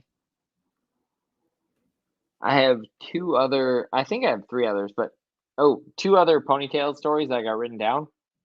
Do you want to hear about Waterboy or the time I kissed your brother? Dude, I think I need my brother at the end. And I think I need the water boy first. So as you're telling the water boy, I'm gonna text Danny right now and be like, Danny, Jake should. is about to tell a story about how he kissed you live on the air. That's just so Please funny. watch. That's one of my favorite stories. It's such a simple story, but your brother kind of had it coming. We'll get to that. Honestly, he's a beautiful man, and it runs in the family. Hey, I'm just kidding. He's got the full head of hair. I got this. Oh, So that's solid. His son has more hair than you. Yes, that's true, and he's a lot better looking. Also, he bought a house from Pat Roach, which, as Alicia Huck told us, you get better looking when you buy a house from Pat Roach, Southwestern Real Estate. Shout out to them. So maybe someday I'll catch up. But all right, let's save that one for the end. But tell me the Waterboy story first. So my third summer, I was in Indiana. My roommates included Almonte, who was on his first summer, Steve Radig, who was selling insurance, but family heritage like, you suck, go sell books, do better. And then Andrew Trinant, who had sold one summer and took a summer off and came back. And I'll get to Waterboy. Waterboy's in a sec. I learned a new phrase from Ryan Groom that summer. He kept telling me he was going to punch my lunch. I didn't know what it meant, and I kept saying it to people. And eventually one of my roommates challenged me on it, Steve. He goes, fine, punch it. And he threw me that big plastic container that Southwestern gives you for like sandwiches. And like as a joke, I punched it and it hurt my hand. And I punched it into his air mattress and it bounced up and hit me in the nuts and I fell down crying. That's not the Waterboy story, but that's an Indiana story I forgot. Steve Radig, you suck. Touche. Well played. But Waterboy. So my third summer, I had this guy, Andrew Trinant, shadow me, who he was on his second summer, but had taken 2 years off between his two. And Andrew was like, he's such a nice guy. He's so good at treating people well. But like at that point was way too good at taking himself too seriously. And we were working together on a Saturday. And I remember I approached this guy, just a random guy who I heard his name. And he was working on his pool with his friends out at like 8 a.m. in the morning. His name was Kelly Peed, like P-E-E-D, like peed on his shoes, Peed. And his name was Kelly, like a lady's name. I don't remember any names from the book field other than Kelly. And I approached Kelly, and the whole time I'm talking to Kelly, he's looking over my shoulders and like really not paying attention. And I'm trying to figure this out. I'm like, why is this guy not paying attention to me? Because I assumed Andrew was standing right behind me. And I look behind me, and there's nobody behind me. The guy shadowing me, who should know what he's doing, is not there. And I look back at the car, and I see this big fuzzy white head pop up in the passenger seat. And Kelly, the dad, goes, Waterboy! They had this big-ass English bulldog that had crawled into the passenger seat of my car when Andrew opened it up and just started molesting him, like relentlessly. Not like cute, kissing, like cuddly, but just straight on, you're aggressive. My bitch. Oh, he was into it. He was so into it. And he was such a big bulldog that while he's licking Andrew's face and also physically thrusting himself on Andrew at the same time, Andrew could not move this dog for two reasons. He was a big dog. Secondly, Andrew was laughing too hard to move this dog. Of course, he just could not. And by the time we got over there, Kelly got to the side where Andrew was at. I got to the driver's side. I pushed the dog. Kelly pulled the dog, and Andrew just tried to roll out from underneath the dog, and finally got out from this dog humping him. I did 10 summers of selling books, and I have never laughed so hard at a house versus Waterboy making love to Andrew Trinant. Especially if you know Andrew. That's extra funny. Oh, Andrew's getting a text. So we're at 2:33. Andrew's getting that Oh, text. Yes. we're But gonna the text Andrew. thing that I was think I have his number still. I'm gonna text him right now. And be like, yo, the thing that was so funny about that too is I tried to demo Kelly after that, and Kelly goes, "Nah, I'm not interested. You gotta talk to my wife." And he made me come back and talk to his wife that night. So I started my day with Kelly, ended my day with his family, and his wife would not let me demo her unless I drank a beer. That was my first time having a beer on the book field. yes, Yep. Andrew was wasted. Andrew just hammered. It's week 7, no beer. He drank half a dude, beer and he goes, I you're need gone. Skittles. You're I need gone. Skittles. It's over. And I still said no. I let Andrew drink it, and he would not give me a check for his books until I drank a beer. Like, I closed them on damn near the bag, but not the bag. And he goes, if you don't drink a beer, I give you no money. Like, fuck. So I drank a beer. I'm sorry, Dan Moore, but I did. I got the check. It worked. But Waterboy is probably one of my favorite stories from the book field ever. Dude, that is hilarious.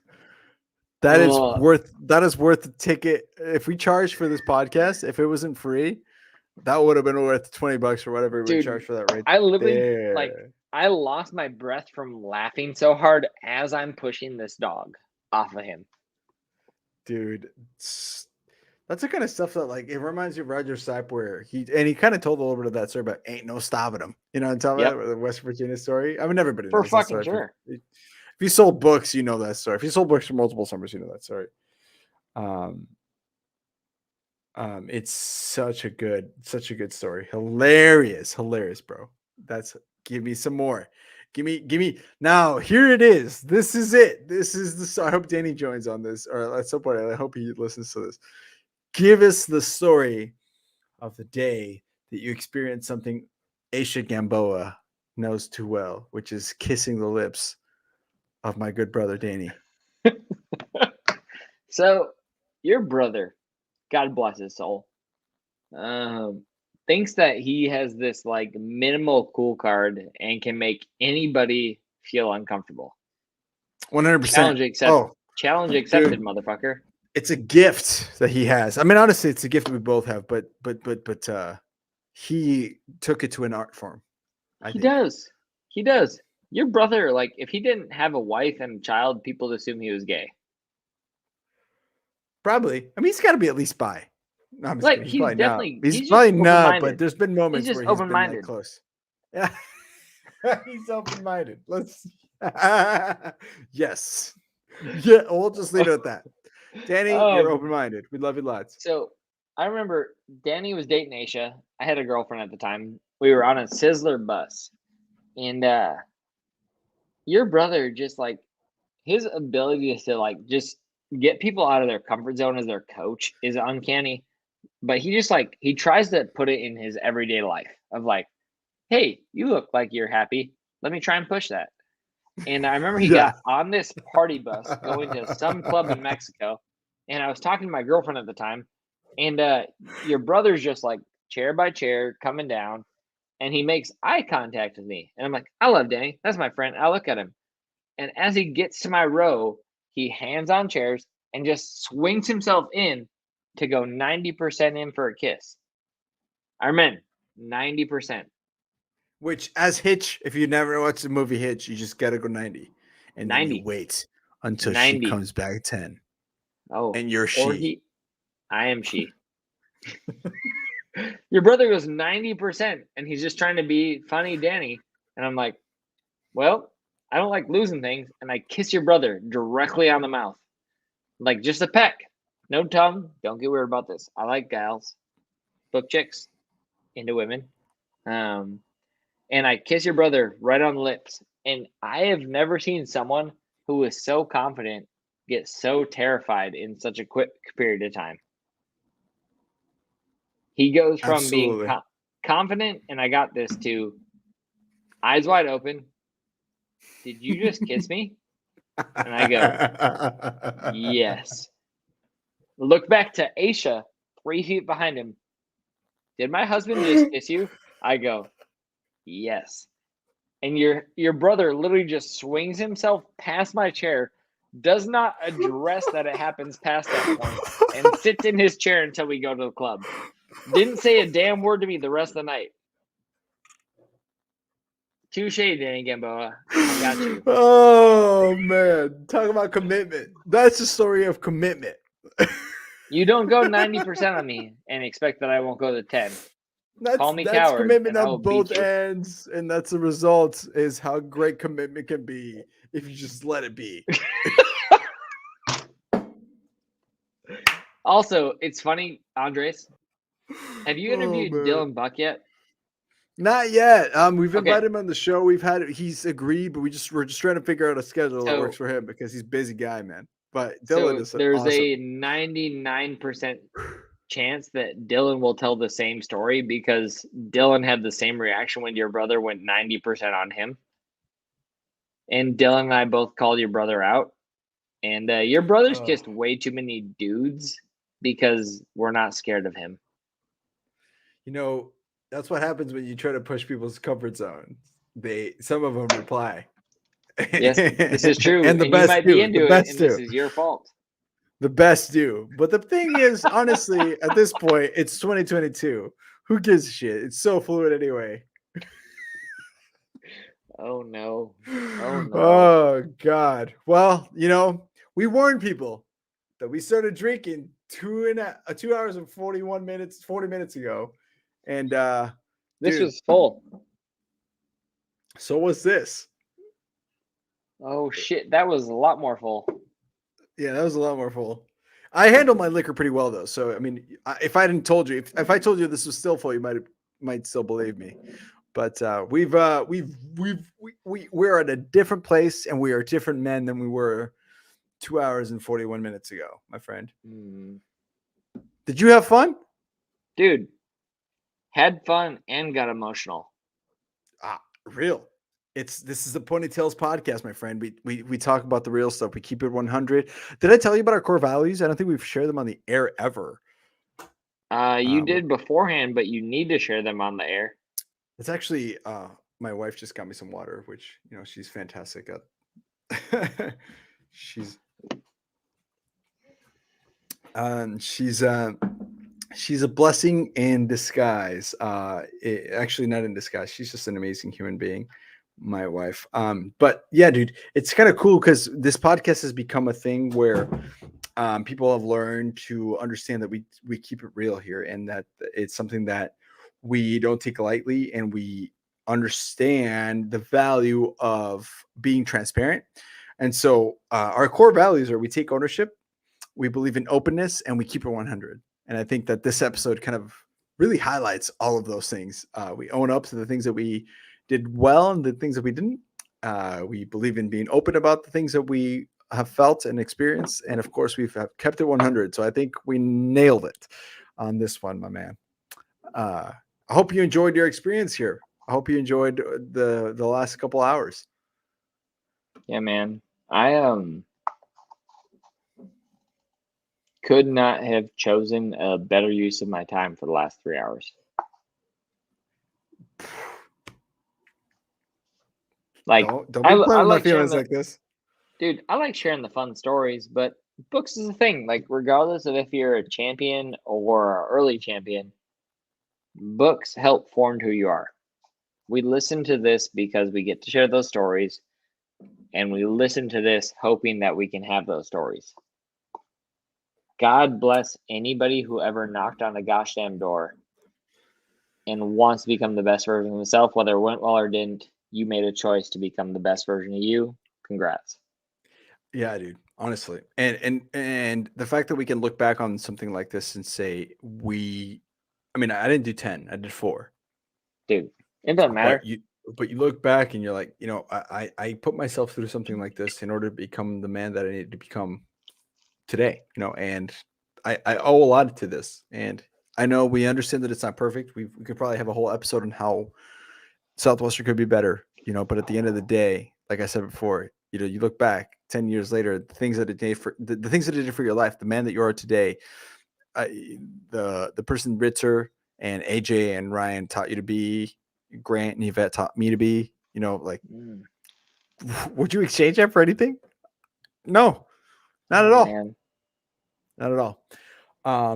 Well, damn it, and I'm sad that we could have done 7 hours, and I definitely have to have you back for more, especially if we can have like AJ or Ryan at some point during like whenever they're done with their career, have Dude, them come back and talk to you, and or maybe have you and Andres, Danny on the if we show. had a conversation of Ryan or AJ and me, and them talk about me as I was, like, ooh, that's another couple hours. And just in case people didn't check this and didn't really understand who Jake was, just for the sake of sharing and transparency, look at this man. Oh God, I hate you so much. That's so many This times. is dun dun dun dun dun dun dun dun. That's the man. And then now what we have instead is well, the man you see before you, but also this man right here. I'm going to share this screen instead of this tall drink of water. Ladies, it's open market right now. He is on Hinge.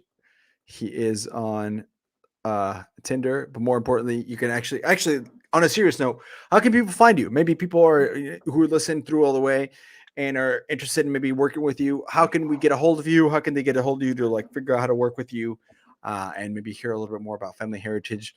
What are the best ways to get a hold of you, my brother? Not embarrassed to give my cell number out, so we can post that on there. 612-554-2841. And if I knew how social media worked, I would give you that name, but whatever my social media tag is, we can probably post that on there. This career has changed my life and what I can do with my free time. I hope that there's at least one person who listens to this who wants to be part of something special, and I can help you with that. So we should post that Instagram, Facebook, whatever on there too. And looking for quality people to surround myself with. We'll add the link to your socials at the description of the episode. So if you made it this far and you're listening, you can definitely get a hold of Jake. Jake.Osow. It's on the screen right now. You can definitely reach out to him. Obviously, if you are wondering if maybe you missed all this and you didn't jot this down, just reach out to the Ponytails podcast. We'll put you in touch with Jake. I just mentioned that you want to get in touch with Jake. We'll get you in touch so that way you can hear more about what he has to do or figure out how you can get to work with him. On that note, guys, this has been episode 112 of the Ponytails podcast. This Friday, tomorrow night at this time, at this time we'll be done with it, but tomorrow night at 6 Central in Nashville, Tennessee, I will be with Lee McCroskey and a group of people that we're going to be launching our beer. You can come hear about what's going on with podcasts, figure out how to get more involved, figure out how to get more news and updates, and just kind of immerse yourself in a little bit of what we're doing here.